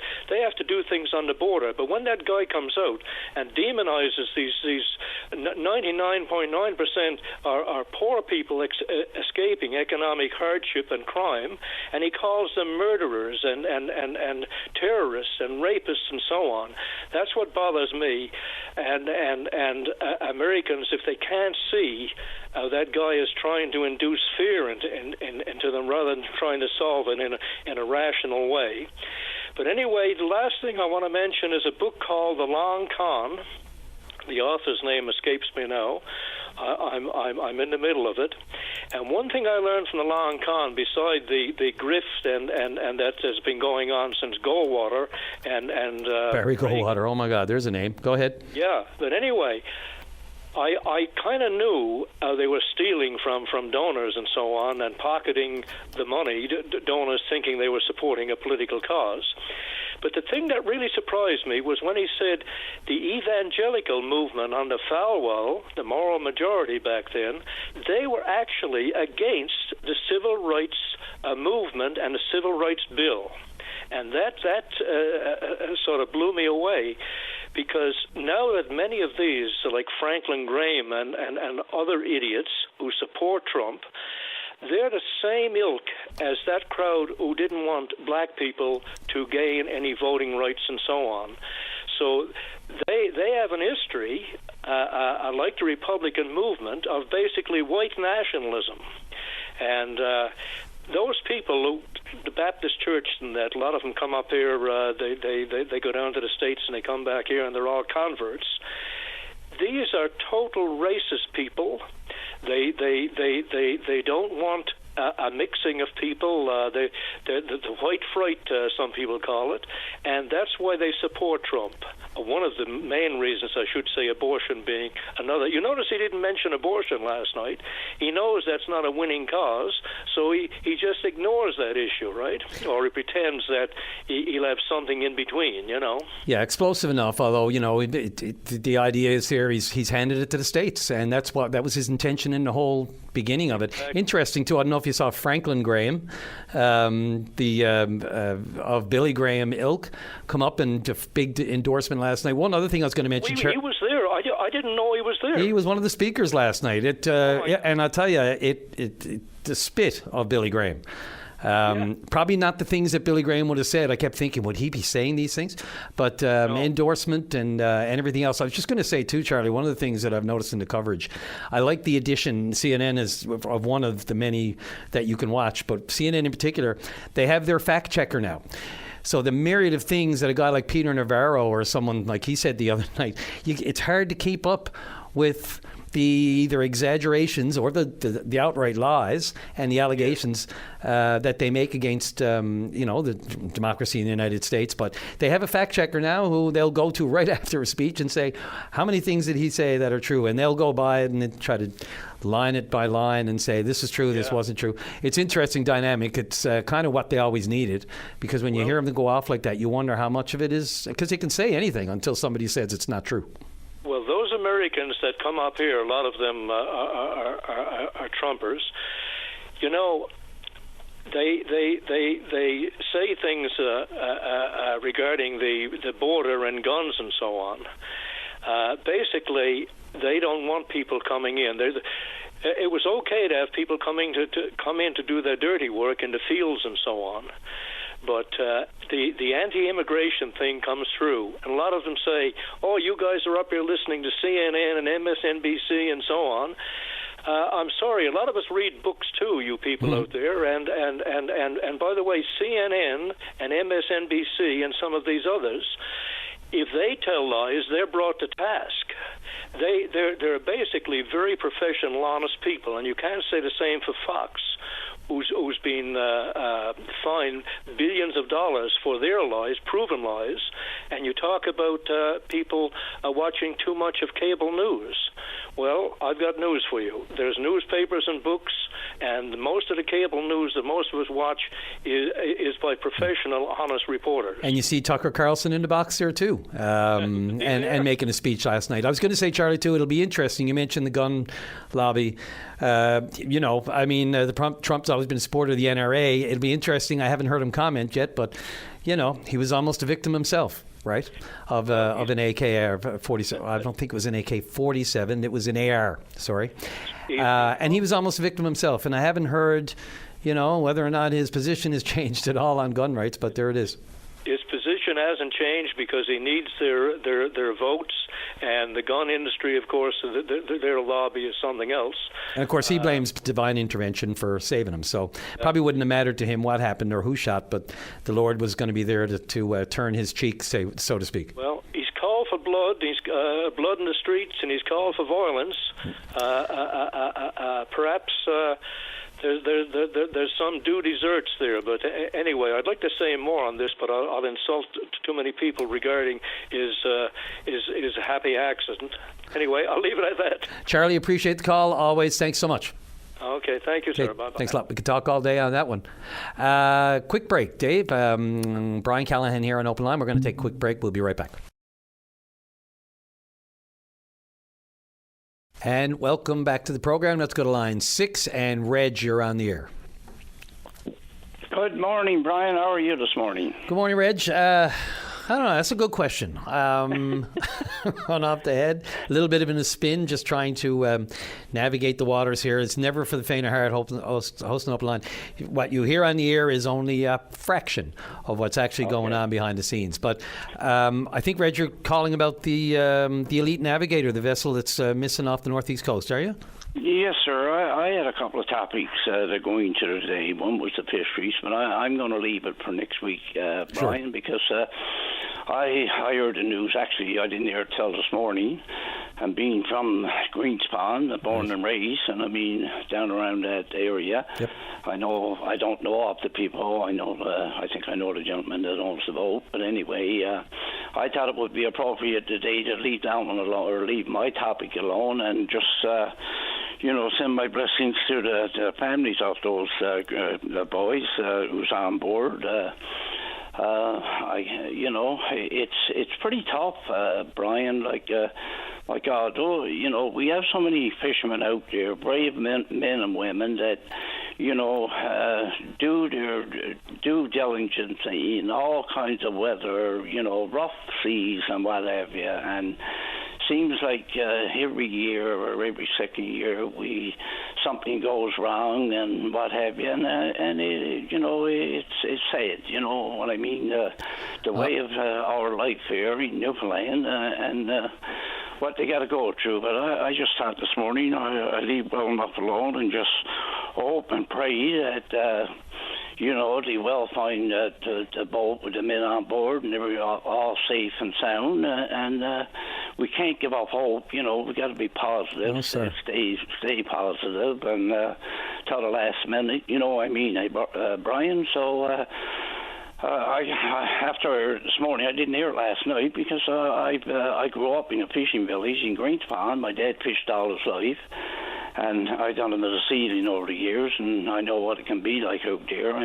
So anyway, that's enough about me. I just thought it would be the personal right thing to do this morning is just send my blessings to all the families and And my prayers are with you, and I hope everything turns out the way it should. You know what I mean, Brian? I think that's the good call there, Reg. Literally and figuratively. I live downtown, so every now and then, I'll see a dragger or a shrimper coming in through the Narrows and that sort of thing. And actually, I was walking Signal Hill yesterday and I saw one coming in. She was pretty loaded down, but it always crosses my mind, even on a calm pond or a calm lake or a calm ocean. There's always a swell and anything can go wrong, and all we can do is hope that, there were reports that she was... there were a lot of fog in that area yesterday, so let's just hope she found a safe harbour, Reg, and that we'll hear some good news on this front, please God, as soon as possible. What I was thinking this morning, due to the fog conditions and what have you. Hopefully they made it to some safe harbour. You know what I mean, Brian, and everything is good to go. And all we can do is pray and hope for the best. So, but anyway, I'll leave that at that. I'll call back next week on my other topic, and don't be picking on Trump now too much, now, Brian. I mean, well, it's easy pickings, but he does it to himself, right? Yeah, so, no, I follow that all the time, and I tell you, I don't know what's going on in there, man, but I think they're in a sad situation now with Biden. I think he's pretty well out the door, and it's not looking good. But I'm going to guarantee you one thing. I did find out, I don't know if I should say it, I'm not allowed to say it, then I'm advertising. I got a chip wagon out here in Irvine, and I get a lot of people from down the States. And I guarantee you, I had a couple of them from Kentucky there a couple of days ago, and I just brought it to their attention on the subject we were on, blah, blah, blah, and they were pretty diehard, I guarantee you that.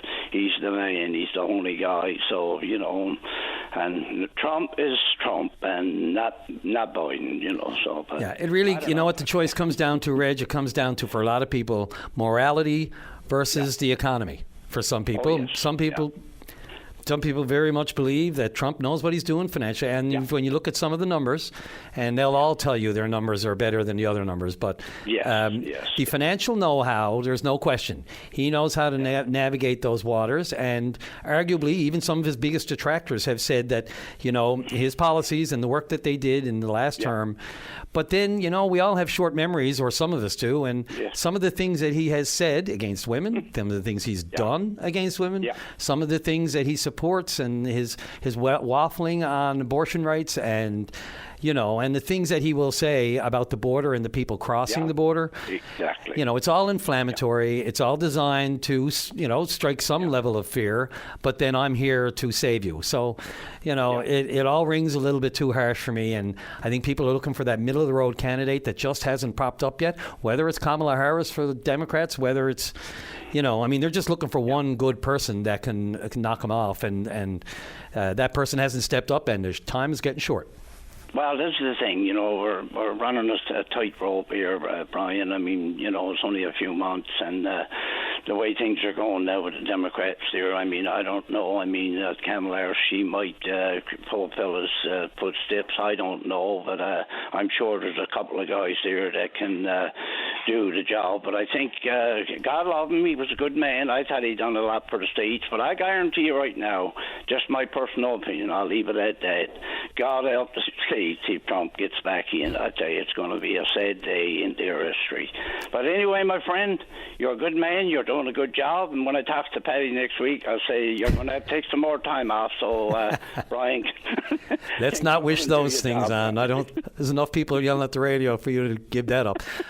Reg, appreciate the call. Thank you so much, and for the kind words. Okay, my buddy. Take care, and God bless. You too, sir. Thanks very much. Let's go right to line 3. Caller, you're on the air. How you doing, Brian? Good, sir. This morning. How are you? Not too bad. I'm just calling because I got a bit of an alcoholic problem, and I went to Pleasantville there a couple weeks ago, and it's supposed to be like a 5 to 7 day program, and 2 days into it, I couldn't take it any longer. Right? But I'm going to Nova Scotia next week for a 7-week program, and it's going to cost me $46,000. $46,000.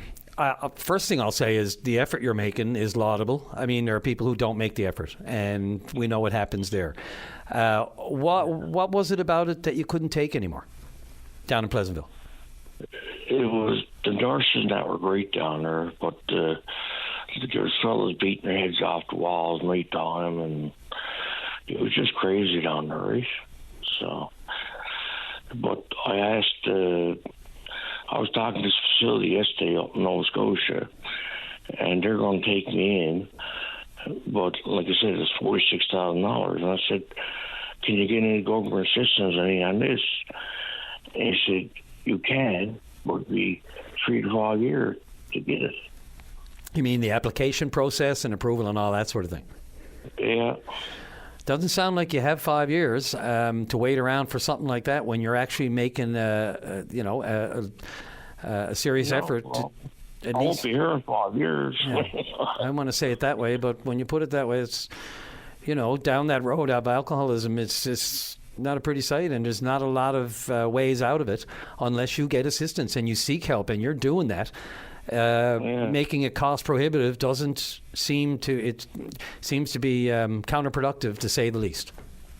Well, you shouldn't have to wait 3 to 5 years to get some help. I mean, are there no other options for you here in the province? I'm sure I know of other facilities. Is Pleasantville your only option? And did you ever consider, you certainly know what you're getting into when you go into a facility like that, and I went to St. Clair's back a couple months ago, and I spent 7 days in there, right? But it didn't work. So this facility was pretty good, right? So I got an option. I can go to BC too, if I want to, and it'd be $8,000 cheaper. But I don't know if I want to go to BC or not. Not the nickel and dime yet, but is that including like how you get there, your actual travel, or is that just for the facility? No, that's just the cost of the facility. Because a BC flight is not cheap, even though it's probably about the same as flying to Goose Bay, I think. Yeah, probably, yeah. I don't want to get too personal here, but, people who aren't in your shoes wonder how you end up in them. Was this back to your youth? Is it genetic? I mean, I know enough people that, father drank, you drank. Your mom drank, you drank. They didn't, you didn't, and there's all kinds of issues in an upbringing that can bring you to it, but... No, it wasn't upbringing. It was the last couple of years I went through a lot of stuff with business and that. Right. And I kind of got into it a bit. And it's hard to get out of it when you're into it. Yeah, it becomes, as they say, a dependency, right? And an escape in some cases. So that's exactly right, yeah. Well, I don't, if there's anyone else has more suggestion, I don't know the level of subsidy that you get. I mean, if it is a 3 to 5 year wait, that seems to be an issue. I mean, these are urgent problems. These aren't, long term. You can put it off down the road, get a loan and pay it off. That's not the option. So regardless of whether or not you have that money, are you saying you just have to wait that long to be able to get that processed and get the funding, or it's that long a wait period? I can go up there within 24 to 48 hours right now, but I got to pay the money, right? Now, they will finance you, but I got no issue with the money part of it, but it just seems like a lot of money for 7 weeks, right? Yeah, I guess all I could say to that is if it works, it's priceless. Oh, I understand 100%, yes. I was listening to that girl, Tina, you're talking to a while ago, and I know where she's come from, right? Yeah. Yeah, a lot of people do. Which makes people wonder why it's taking so long for there to be tangible solutions, Everybody seems to know somebody, and everybody seems to know the problem, and it's right in front of our faces. People will complain about the problem. But if you listen to Tina and even yourself, there are barriers and impediments to all of this that don't seem to make sense, seem to be completely counterintuitive. But all I could... I'm sorry, I didn't mean... No, you go ahead. You're here to talk, not me. I should be shutting up more often. No, it just, I'm in a position I can afford that. But there's a lot of people out there can't put out 50 grand like to go for treatment. Right? And for 7 weeks, as you said, so, you know. And the wait 3 to 5 years to get it is ridiculous for a long time. Did anyone ever just bluntly say, you know, try to suck it up down at Pleasantville and save the trip and the money and the wait? I can't even explain to you what that's like down there. Yeah. Yeah, and I can only. My kids were really disappointed when I come home out of it, but I couldn't take it down there. I would have cracked up. Well, I wish you nothing but the best. I got to get off to the break, but keep us posted. Paddy will be back soon enough, and at least keep him posted. And I mean, we have people in these situations all the time. I just hope you get the help and you're able to get through that program. Yeah, and come out on the brighter and come out on the brighter side. Yeah, thanks, Brian. I wish you nothing but the best. Good luck. All right, thanks. All right. Bye. Take care. All right, we're going to take a break. We got coming up after the break, FFAW President Greg Priddy's in the queue, as well as the MHA for Fogo Island Cape Friels, Jim McKenna. And I'm sure we're going to have hopefully not the most difficult talk, but a talk about the missing vessel there, the Elite Navigator, that is still reported missing on the Northeast Coast. I'm Brian Callahan. We'll be right back. Welcome back to the show. Let's go right to line 5 and speak to the president of the Fish, Food and Allied Workers Union, Greg Priddy. You're on the air. Hi, Brian. How are you? I'm okay. How are you? And Greg, it's got to be another difficult day, but these don't get any easier. It's been extremely difficult. 15 or 20 hours here. I can tell you that every one of our members, as you know, this fishing industry is very tightly connected. Whether you're plant workers or on the deck of a vessel, and every community in this province is thinking about this incident. And, we're hoping for the best outcome here. I'm very familiar with the area of Valleyfield. I serviced it for over 20 years. I know the harvesters of the area. And I know the workers of the area. And this is, I know how difficult this is. It's a very dangerous occupation, as you know very well. And we are hoping collectively as a province that this will have a good outcome. And our prayers and thoughts are with the people of the area. Greg, I don't, want to, put out any information or ask any question that might be difficult or awkward, but do we know how many people are aboard? I have a note from Coast Guard that says there are 7 individuals aboard.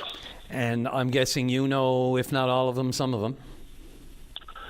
Indeed, and, for the privacy of the families through this difficult time, we'll wait, and hopefully we'll get the good news we're looking for. What else can you tell us beyond, again, as you said, nothing, let's leave the families to what they have to deal with right now, and the hope, as you said, that this will turn out well. But what else can you tell about the trip? Do you know much else about what they were fishing and where they were fishing, and any other details about when they got into trouble? Well, I don't know any more than what's been put out there by the media. I understand that they were on a turbot trip, and they were en route to Valleyfield for discharge, and that's all I know.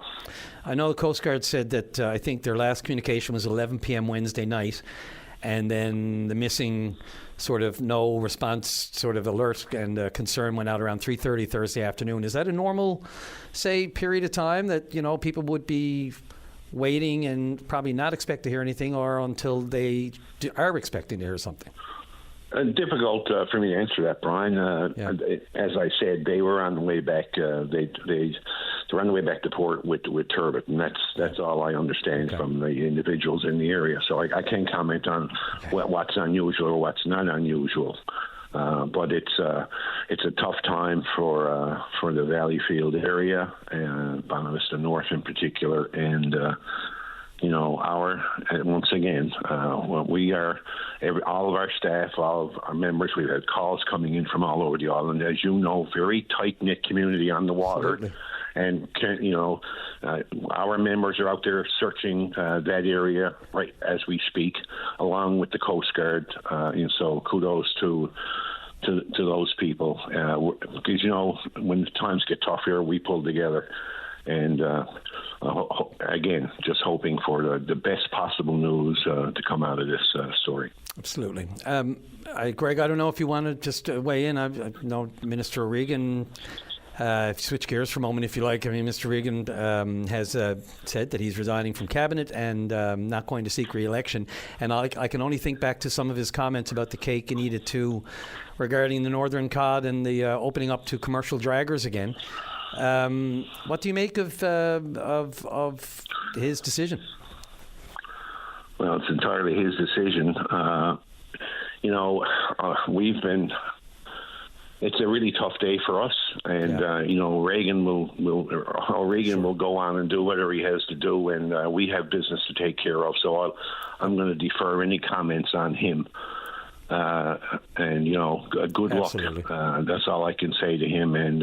But we've got our focus right now, as a union, is to track what's going on out there on the water and do whatever we can as a union to assist in this most difficult time for our members. And as you said, you have your own members out there searching. I think there's more than a half dozen boats, are there not, from that area out on the water now, engaged in the search? I understand there's 7+ Coast Guard vessels and Coast Guard utilities. I know heavy fog. Any idea what the swells are like or what the conditions are like? No, except I guess what's already in the media that it was pretty foggy out there, and the helicopters had some difficulty and had to return to base, and I think that's been reported already. Well, as I said to the previous caller, Reg, let's just hope and pray that they found safe harbour, and we just can't find them in the fog. Yes, Brian, exactly. My thoughts exactly. Thanks very much for the opportunity. Yes, you're welcome, Greg. I wish you nothing but the best in all your members, and let's just pray for a safe return. Thanks, sir. Bye. That is Greg Priddy, the president of the Fish, Food and Allied Workers Union. Let's just go right to the news a little bit early here, Dave, to Brian Maduro. And right away, and right after the break, of course, too, we have Jim McKenna, the MHA for Fogo Island, Cape Friels. As well, Jim Dinn, leader of the NDP, and Tony's going to talk about Northern Cod, but probably more so about the Elite Navigator and the best wishes we have for that crew to get back safe. Off to break, off to the news with Brian Madore. Your voice in Newfoundland and Labrador's biggest conversation. If you want to know what's happening in your province, tune in to Openline every day. Have your say weekday morning starting at 9 a.m. on Openline with Paddy Daly on your VOCM. Thank you, Brian Madore. Welcome back to the program. Let's go right to line 2. Jim McKenna, MHA for Fogo Island, Cape Friels. You're on the air. Hello. Good morning. Yes, good morning, Brian. How are you this morning? Good, sir. How are you? Very disturbed with the news on the missing vessel, the Elite Navigator. Certainly. I've learned early this morning. First news I heard was around 7 this morning on the missing vessel. And I reached out to the Mayor Tiller of the West Valley and spoke with him this morning. And I also spoke with the vessel's owner, Mr. Molan, and offered my help in any way. And now I'm reaching out to the family and friends of the skipper and crew of the Elite Navigator. Let them know that my thoughts and help is here if needed, and anything they want me to do, or if I can do help in any way, reach out to me and I'll be there to support them. But, it's a very gloomy and anxious time, in the district, and not only the district of Fogo Island, Cape Friels, but throughout Newfoundland and Labrador.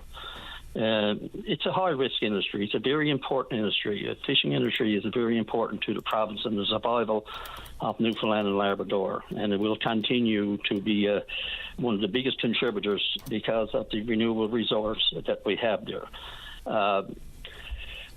Also, it's puts a lot of, every time a vessel sails out of harbour to the fishing grounds, it leaves a lot of strain on the family and the friends of the fisher people remaining on shore.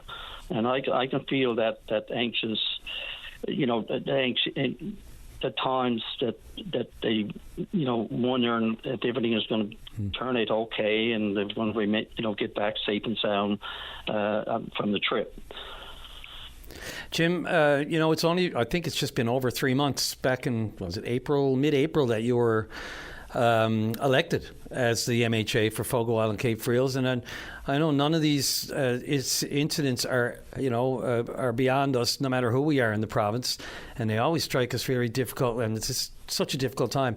But I can't imagine as the MHA now. I mean, you're just elected. How does that change it for you, and how do you feel about? How do you see your role now as an MHA? How has that changed now that, you're the member for this area and this is a really tough time for everyone in it?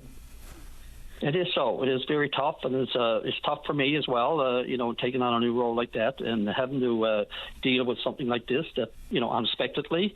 But I just want to let the people know, you're the family and friends of the skipper and crew, that I'm here for them in any way that I can help, And I also want to extend my gratitude and thanks too for those people who are right there now on the water searching for that vessel. I think that's a wonderful, help in anything you can do in any way to help bring that, this vessel to shore safe and sound is much appreciated. If there's anything we do see in situations like this, is it's not every man for himself; it's every man for everyone, and that's right. And they're out there looking in tough conditions as well, and. We can only hope, Jim. I mean, the longer this goes on, the more difficult, of course, it gets. But let's really hope and pray. Nobody should be throwing their hands up. I mean, a lot of fog out there, so let's just hope now they're tucked away in a cove and without any, with problems. I remember once I was on a tour boat, and it was only between the harbour, St. John's Harbour, and Kitty Gut. And it was a small tour. It was back in like the early 90s, late 80s. Went out with the crowd from the job I had at the time. We were all working at the Battery Hotel, actually. And we all went out, and lo and behold, we were only out for, as they say, a 3-hour tour or less. And lo and behold, some reason the engine failed. The winds came up. The anchor wouldn't take. And the next thing you know, we were bearing down on the rocks of Signal Hill without any communication, in the dark, in the fog. And fortunately, it wasn't the roughest of seas. It wasn't great. And they were able to send a punt out just to check on us. And the punt found us, and then they sent a larger vessel, and we were towed in. But that was touch and go. And I remember there was a woman on board, too, at the time. She was pregnant. And the tension, I just can't imagine what they're going through. And God help us, I hope they're all safe. Yes, me as well too, Brian. Yes, and I just want to let the people to say to the people, the family and friends of the crew and skipper and crew, to remain hopeful and optimistic. Let's pray for the best outcome. Absolutely, all prayers. Jim McKenna, thanks so much for the call. We're all thinking of them, and let's hope for some really good news really soon. Yes, absolutely, Brian. Thank you so much. Thanks for the call. Okay, thank you. Bye-bye. All right, that's Jim McKenna, the MHA for Fogo Island Cape Friels. Tough time in the district, tough time in the province right now. Let's all pray for the elite navigator. Let's go to Sheila on line 3. Sheila, you're on the air. Yes, hi. How are you doing? Good, thank you. What's up? I'm just calling with a concern. I was just driving out Torbay Road, and the car ahead of me, rolled down his window and flicked a cigarette butt out the window. Don't get me started. And with everything that's happening in Labrador right now with the fires, and it's so windy today, it's so easy for a cigarette butt to be blown into the trees. Anyway, I was just very concerned, when that happened. And I thought, oh my God, what are people thinking? Seriously? Well, we're assuming they're thinking.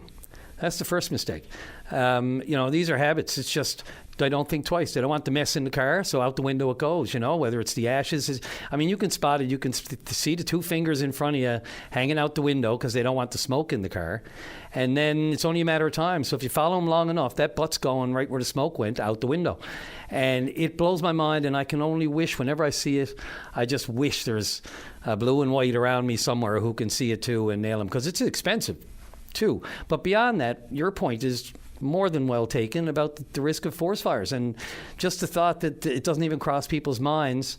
I always remind myself that when I see something like that and it doesn't make any sense to me, I'm kind of glad it doesn't, because if I'm in the world where I don't see what's wrong with throwing a cigarette butt, a lit one, or any garbage out the window of a vehicle, let alone a cigarette butt lit, that could start a fire, it just reminds me that people are on different wavelengths. They're operating on entirely different planes than I am. Well, I mean, with the temperatures that we're having here, and, it can easily get blown into, because it was coming up Torbay Road, and there's woods around, and, there's grass, so it's obviously dry, and really that's how forest fires can happen. Yep. People, I don't know, like you said, well, I guess people don't think, but the first thing I think is oh my gosh, yep. Why do that? But anyway, I just had to share that, just going out to the public, please do not throw your cigarette butts out. Well, don't throw anything out your window, but especially don't throw cigarette butts out your window. Yep, and they'll say, well, what am I supposed to do with it? Well, then don't smoke. And that's, okay, let's we'll go down that road, which is going to be harder to accomplish, right? Stop them from smoking or stop them from flinging it. It's probably hand in hand, no pun intended. But I will say this, it's an out of sight, out of mind thing, isn't it, Sheila? I mean, if you're in Lab West, not to throw a cigarette butt out the window. Unfortunately, if you're not, and you're in Metro St. John's, unless Ken Mount Terrace is on fire, as it was just, oh my gosh, don't get me into the corner. Someone's shouting at the radio. A couple of years ago, I'll say. Just across within earshot, within eyesight of the VOCM offices here. I mean, we had a threatening forest fire right there, and unfortunately, until that happens, it just doesn't even occur to you. So, even then... It is. Yeah, I mean, it's unfortunate that people don't think about that, but it can happen. A lot of things. We can be on fire as well as Labrador, so just think about what you're doing before you do it. There you go. Great message. Let's hope people are heeding it as they're driving along now, taking a good puff from the cigarette, hand out the window, the fingers, just making sure the smoke don't. The only thing you can ask is for them to eventually, when they're done, pull over, dispose of it properly, and drive on. The odds of that, I don't know. Well, I don't know, but it's, it's concerning for me. When I was driving and they did that, to me, that really bothered me. And I just wanted to put it out there because I think it's important that people think about what they're doing. And, as I said, we can be on fire as well as Labrador. So just, think twice. Sheila, I'm glad you called, and I'm glad you did decide to call in. It's, these things need to be top of mind in order for them to be top of mind, if you will. So thank you so much for the call. Thanks so much. Appreciate the time. Great. Thanks. Okay, that's Sheila. Back to, I'm going to go to a break, I believe. And then when we come back, yes, the leader of the NDP, Jim Dinn, and Tony's there to talk about Northern Cod. We'll be right back. And welcome back to the show, right to line 4. And welcome the leader of the New Democratic Party of Newfoundland and Labrador, Jim Dinn. You are on the air. Hi, Brian. Thank you for having me on. Appreciate it. Our pleasure, Jim. I wanted to respond and just pick up on a previous caller, Cindy. She's talking about housing situation facing her son. But before I do, I'll just say this. I wanted to pass on my heartfelt wishes for a good turnout for the family and the friends of the fish harvesters on the Elite Navigator. I know I grew up in town, but I taught in some small communities, and I know the devastating impact, the anxiety and the worry they must be going through, and I hope this turns out in a positive way as well. And I do want to say, pass out a shout-out to all the emergency responders, firefighters, and volunteers in the province working in the Labrador fire, and to my colleague Jordan, who's been on the ground there in Wabush from the get-go. So that's got to be a frightening, certainly a concerning and frightening episode. And I listened to your previous caller with the cigarette butt, and I'm thinking, yeah, I remember seeing that many years ago. I think it was New Brunswick when they had fire warnings and these you're sometimes casting out cigarette butts in tinder dry situations. It's not exactly what I would call prudent or wise, but or prevention. Anyway, I do want to pass on those thoughts to the people, the first responders who are working in some difficult conditions, and to the families of the elite navigators. Absolutely, Jim. Thanks. But I want to pick up on Cindy, and I guess I was here going through the shelter standards, and I'll probably have more to say about them next week. But I do want to say this: newcomers are not the problem. Okay, I know I've heard it from many people that we're bringing all these people in. Newcomers are not the problem. The people who come to our city, for example, are from other parts of the province, are not the problem. I would even say that those who are living in tents of homeless, they are not to blame for the housing crunch. But I will say this: I understand the frustration. I totally do, especially when there doesn't seem to be any place for people to go. We feel it here in my office in trying to help people find a place to live. And I've asked, for Cindy to reach out to our office, and we'll do what we can. But it's going to be equally frustrating on us in terms of, because the options are not there.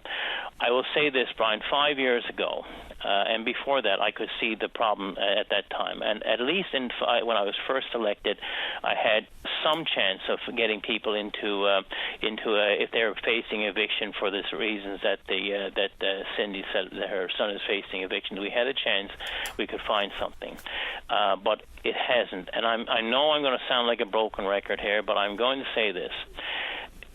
There's a place for, I guess, for the private market, for the people who have those incomes. But I think when it comes to affordable housing, they're going to have to look at more non-market, community-based housing. And what do I mean by that? Well, I mean, I'm looking at the Cooperative Housing Association of Newfoundland and Labrador. I'm thinking of setting up land lease communities or land trusts. A lot of these organizations or not-for-profit organizations can probably get funding to build, but they don't have the money to necessarily to acquire the land to do it. That will chew up a significant portion of the budget. I'm thinking of terms of like modular homes. I've been to a plant in Hamilton. I've been to a company that manufactures modular homes here. You could easily, if you wanted to, set up a land lease community on like the Grace General Hospital site and allow not-for-profits use modular homes, and you could start addressing the problem. It's not going to be an immediate solution, but we got to start looking at that solution. I think we have in by the university 205 apartment units that will be ready around the time of the Canada Summer Games. So that's they broke ground on that in May. And I'm thinking, if you can do that, surely to God, with the right political will, we can start looking at whether it's tiny homes, modular homes, whatever else, start addressing some of the issues, at least in the metro area where people are coming into, and then look at how do we bring use that same approach in other municipalities throughout the province or in smaller areas. But I know he's probably going to get maybe a Canada Housing benefit. We have a few of our constituents have come to us more or less they're facing eviction, in this case from Newfoundland and Labrador Housing, because they're overhoused and they're being given a Canada Housing benefit. Go out and find your own place and we'll subsidize it. Well, that's pointless. That is pointless if there's no housing available, and if what's available is just too expensive. I had a gentleman that came up to me at the Mundy Pond Regatta in my district, and it's interesting what he was told and it's one of these REITs, these real estate income trusts. And his comment to me was he was told, okay, it's a one-bedroom apartment. He was told that if he signs a long-term lease for at least a year, the amount will be $80 an increase. If he signs it for 6 months, the amount will be a $120 increase. If he goes month by month because he doesn't know, okay, I don't know if I can afford it, then the amount is going to be $235 a month. And he's a senior, and there are more than one senior out there. I don't know how, on a fixed income, how you're going to afford this. And some of the other things I've spoken about is the need for, at least I'd like to stop this, is to bring in some form of rent and vacancy control, especially on large landlords such as the Real Estate Income Trust. And to start eliminating the 3-month no-fault eviction.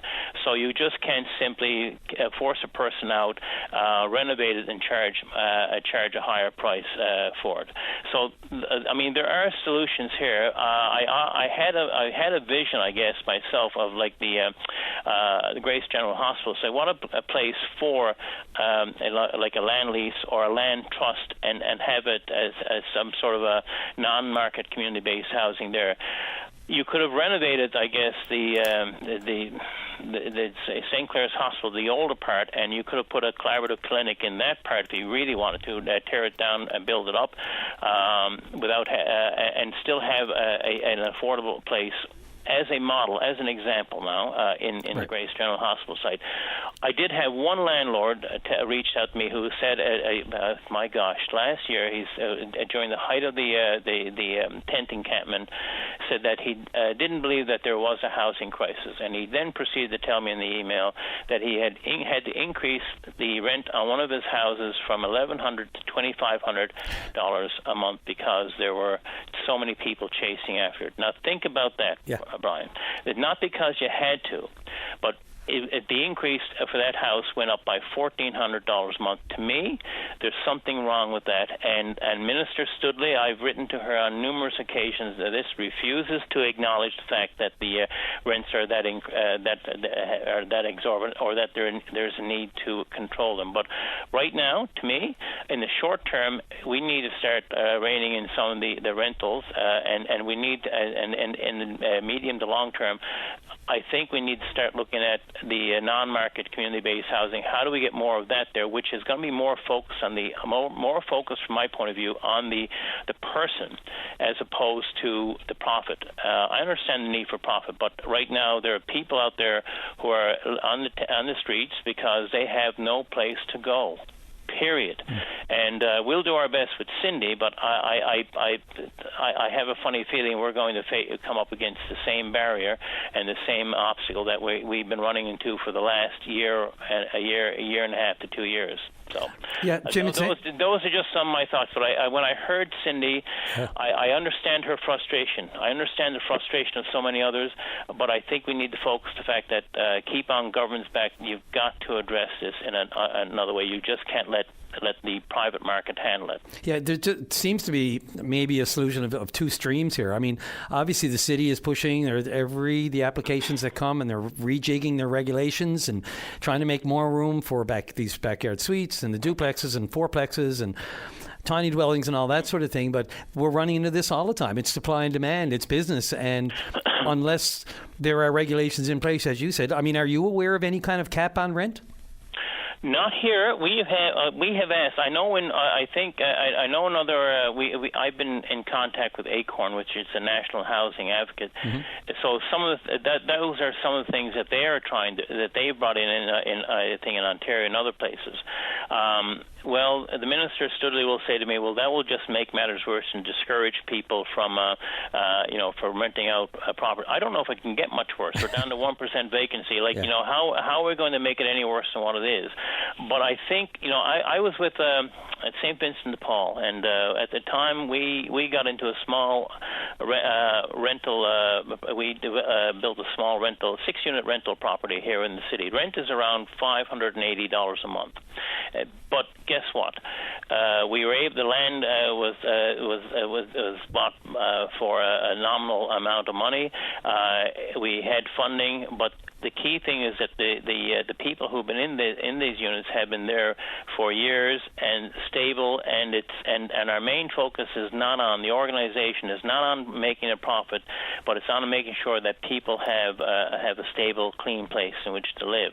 So I think there's a room for that, because for the seniors, I don't know if too many seniors that can afford an $80 increase each year for their month to the rent without it impacting their ability to pay for their drugs, pay for their food, and other things. So I think I know I keep saying this, and I know it's not going to help Cindy's son in the short term, but I mean, otherwise you and I are going to be having this conversation again next year if government doesn't start taking some steps to address it. Even the hotel and homelessness on a mission. This is not going to solve the problem. It's going to take some pressure off, but it's if government thinks that this is going to solve the problem, boom, we've got the hotel, we've got shelter standards, the problem solved. It's not going to address the problem, and the city itself needs to get be a little bit more, I think, ambitious in addressing the housing problem, because I would argue that many people from across the province come into the city. I know in my own district, expecting that there's going to be more housing and more services. Only I would say to be disappointed by what they find and on the street. Ambitious seems to be the word. We have to be. The federal minister told the city to do it, and they're working on it. But just going back quickly, and we're going to I got to go to news here, Jim, but just going back quickly to the modular home idea. We just had a story there just a short while ago, a few weeks ago. There's one company there, and I'm going to give them a shout out because they're doing it. Yeah, Homeworks is on that with their modular homes, and they have that idea, and they're pitching it. And I know it's in the early stages, but I was in one of those, and they're small, compact, as you say, clean, tidy. Now, I mean, what people do with those units once they get into them, we know that that's another issue, but it's a start. It is, and I've been there. I've been to one in Hamilton. I've been to their site, but they can turn out houses a lot faster, let's say, than the traditional building. And I leave it one prefab. One last thought.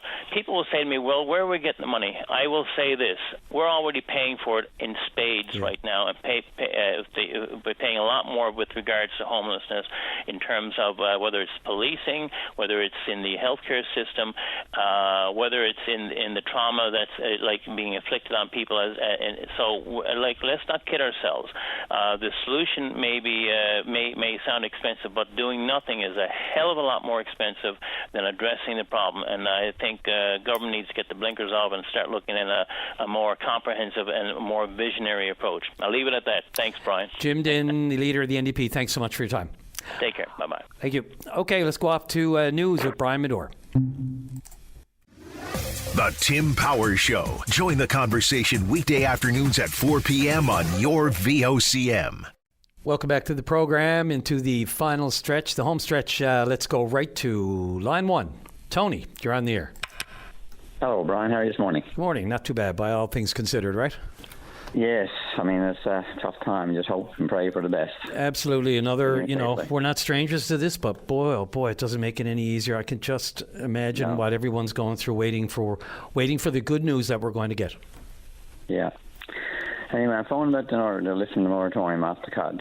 I mean, here you got our province sacrificed themselves, sacrificed everything, pretty much starving to some of them. I mean, the inshore fishery. I mean, they had quotas cut, I think, every other year.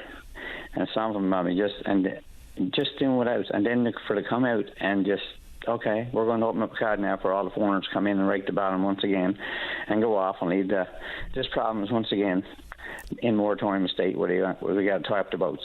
I mean, it's just unbelievable what this federal government is doing. It's like they got no thought or anything else for anybody. I don't know what it's doing. It must be helping a friend or something, because it's certainly not helping this province.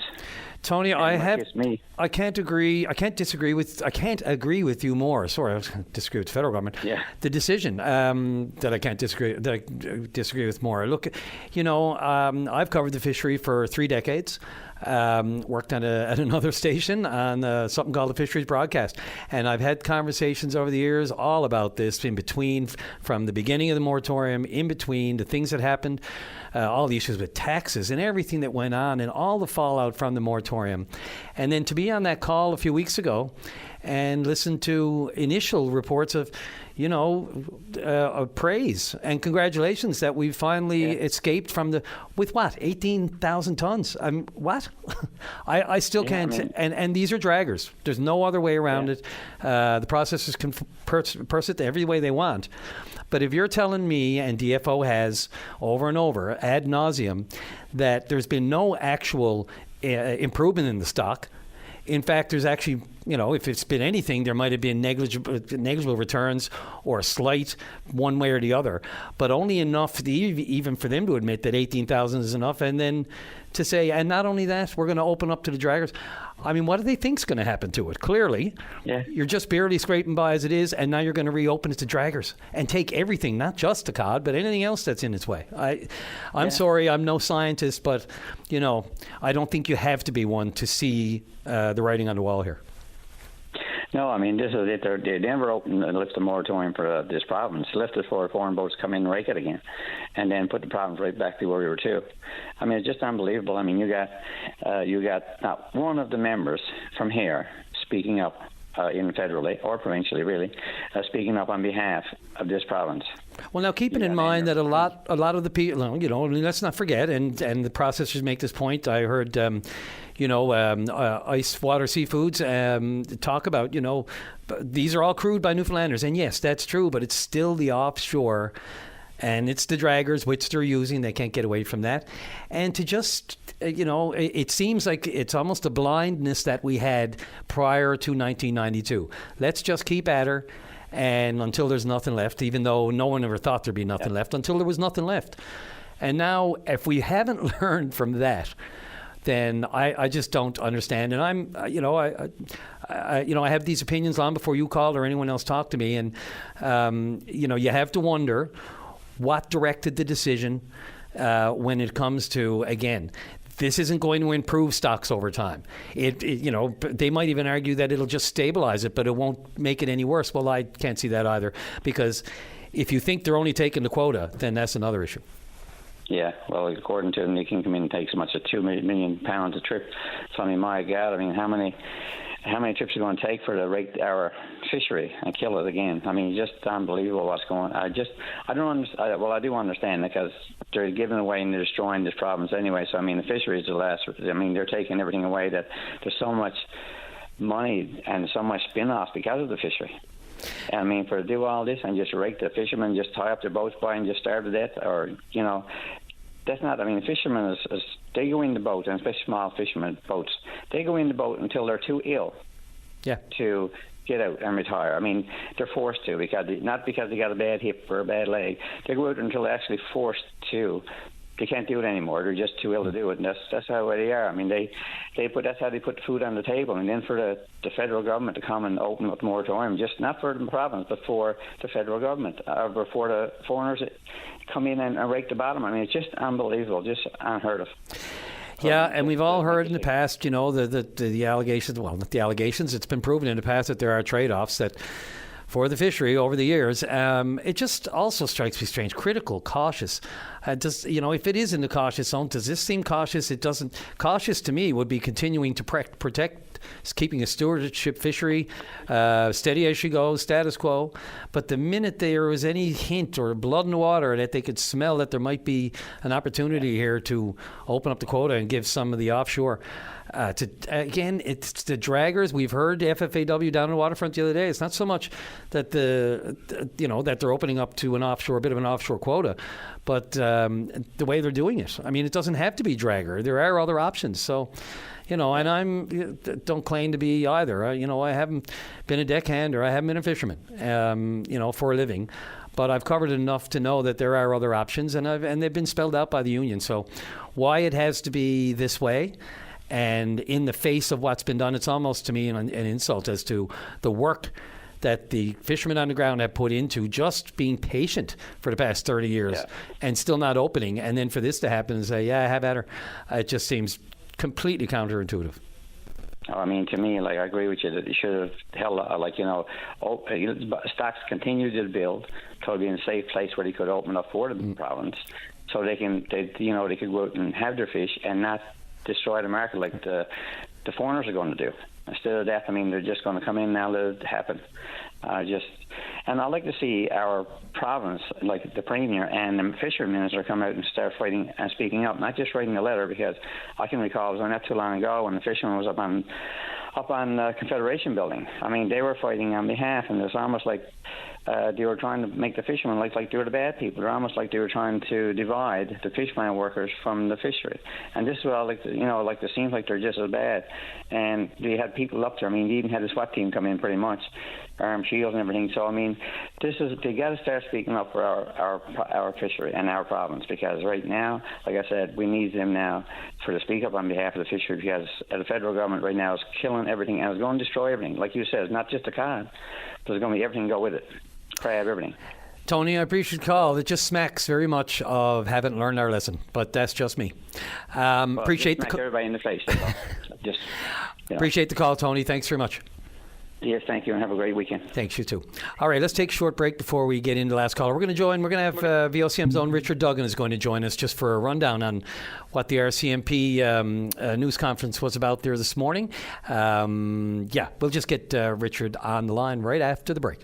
Welcome back to the program, into the home stretch, and let's go right to VOCM's own Richard Duggan, who was at the news conference this morning with, to say the least, some more troubling investigation that the RCMP have undertaken.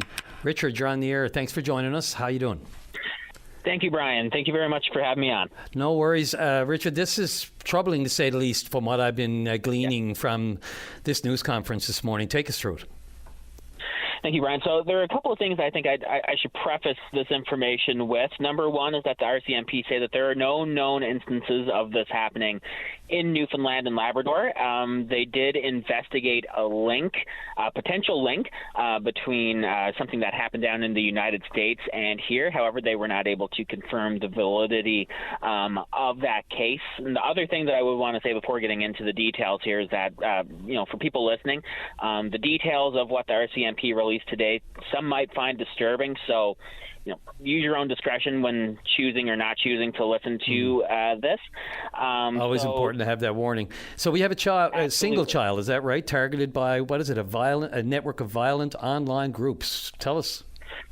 Yeah, so like I said, there are no known instances of this happening in Newfoundland and Labrador, okay. But essentially this is the RCMP presenting a warning for parents. So they're warning about online groups, some names of which, but are not limited to the 764, 676, CVLT, Court, Harm Nation are some of the names of this. And essentially what they're doing is they're coercing young, vulnerable children into performing acts of self-harm, sexual acts, things of that nature, and live streaming them, putting them out there on social media.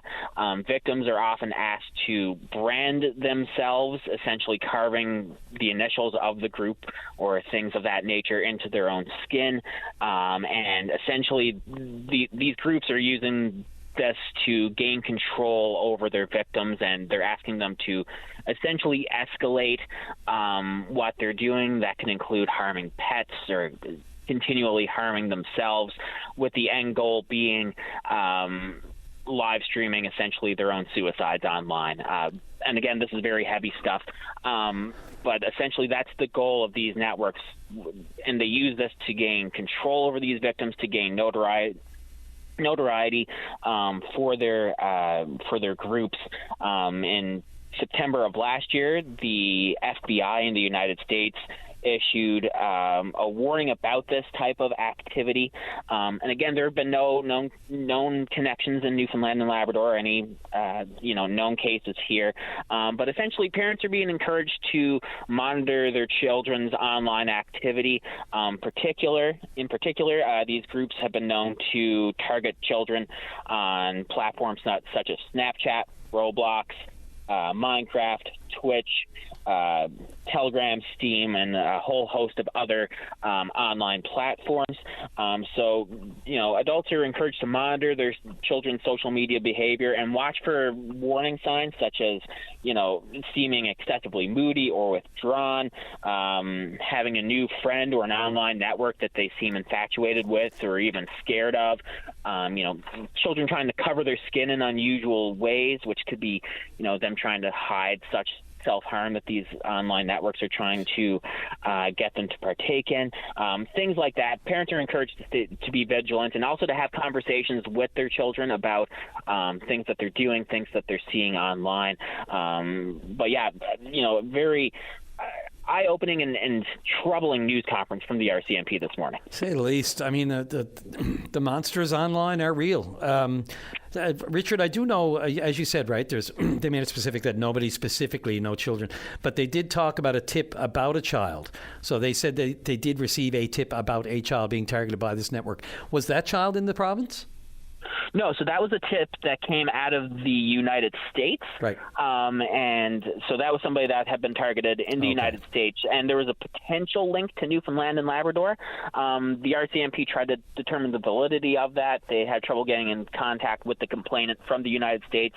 So they weren't able to determine any sort of a connection to this province. But that's where that piece comes into it. But there is no child that they mentioned today targeted in Newfoundland and Labrador. Every time we turn around, there's a new threat. And when they target children who, I mean, look, I grew up without any of these things, so we're all trying to get our head around, as a parent, nobody grew up, I didn't grow up as a kid with these things, so there was no way to really know how to try to defend against it. But when you get into these platforms, the common platforms that my daughter's on, anything from Snapchat to Roblox, when you start seeing those, it makes you nervous.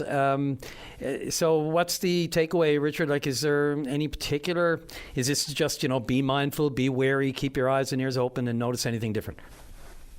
Exactly, Brian. That was the message that the RCMP wanted to get out there today and just get the conversation going because, as you know, and we've seen in the past with other stories, the people who try to perpetrate these situations, they're very crafty and they know how to manipulate, and they know how to manipulate children in particular. So it might be things that would potentially go unnoticed if you don't have a keen and questioning eye on these situations and on your children's activities. So again, the main takeaway today is just monitor and have those conversations with your children, and know that if anybody online or in person is asking you to harm yourself or do anything that you're uncomfortable with, that's wrong, and you need to stop right then and there.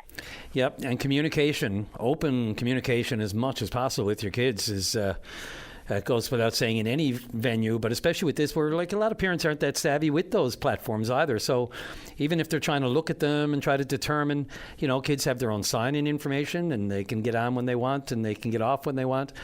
I guess as you mentioned earlier, and one of the things, and I'm sure we'll have a lot of this online too, that people can links to the specific, because there is quite a list, isn't there, of ways you can be aware or precautions you can take. Just looking down through everything from school grades dropping and all that sort of thing.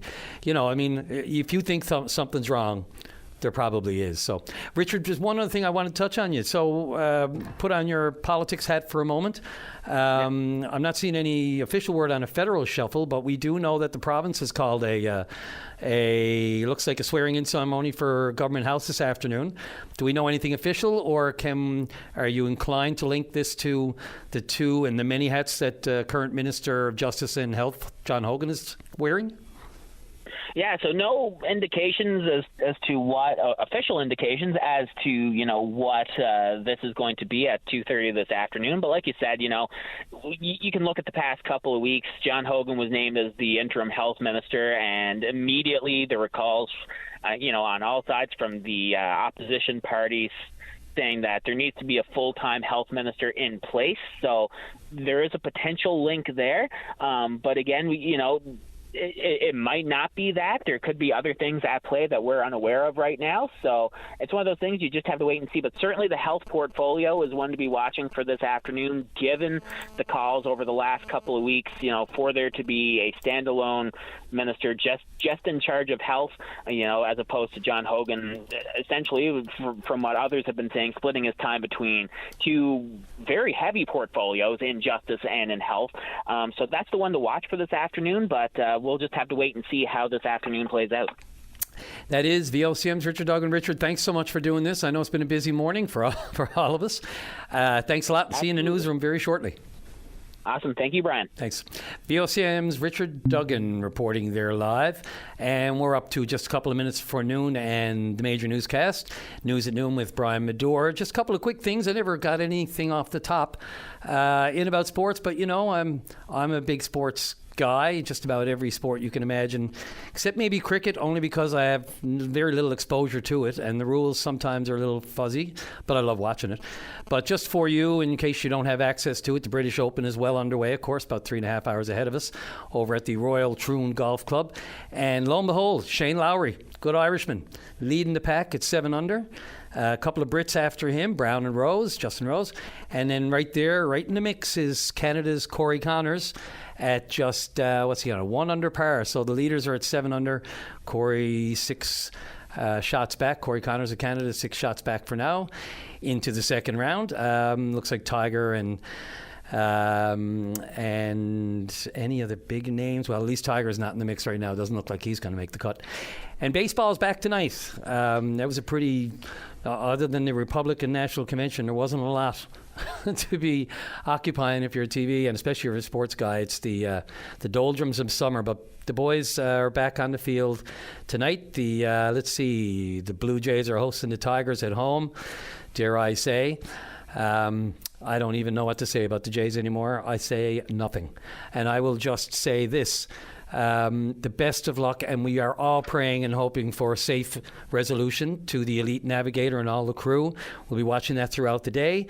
And other than that, drive safely. Arrive alive. VOCM cares. Hello, it is Ryan, and we could all use an extra bright spot in our day, couldn't we? Just to make up for things like sitting in traffic, doing the dishes, counting your steps, all the mundane stuff. That is why I'm such a big fan of Chumba Casino. Chumba Casino has all your favorite social casino-style games that you can play for free anytime, anywhere with daily bonuses. That should brighten your day a little.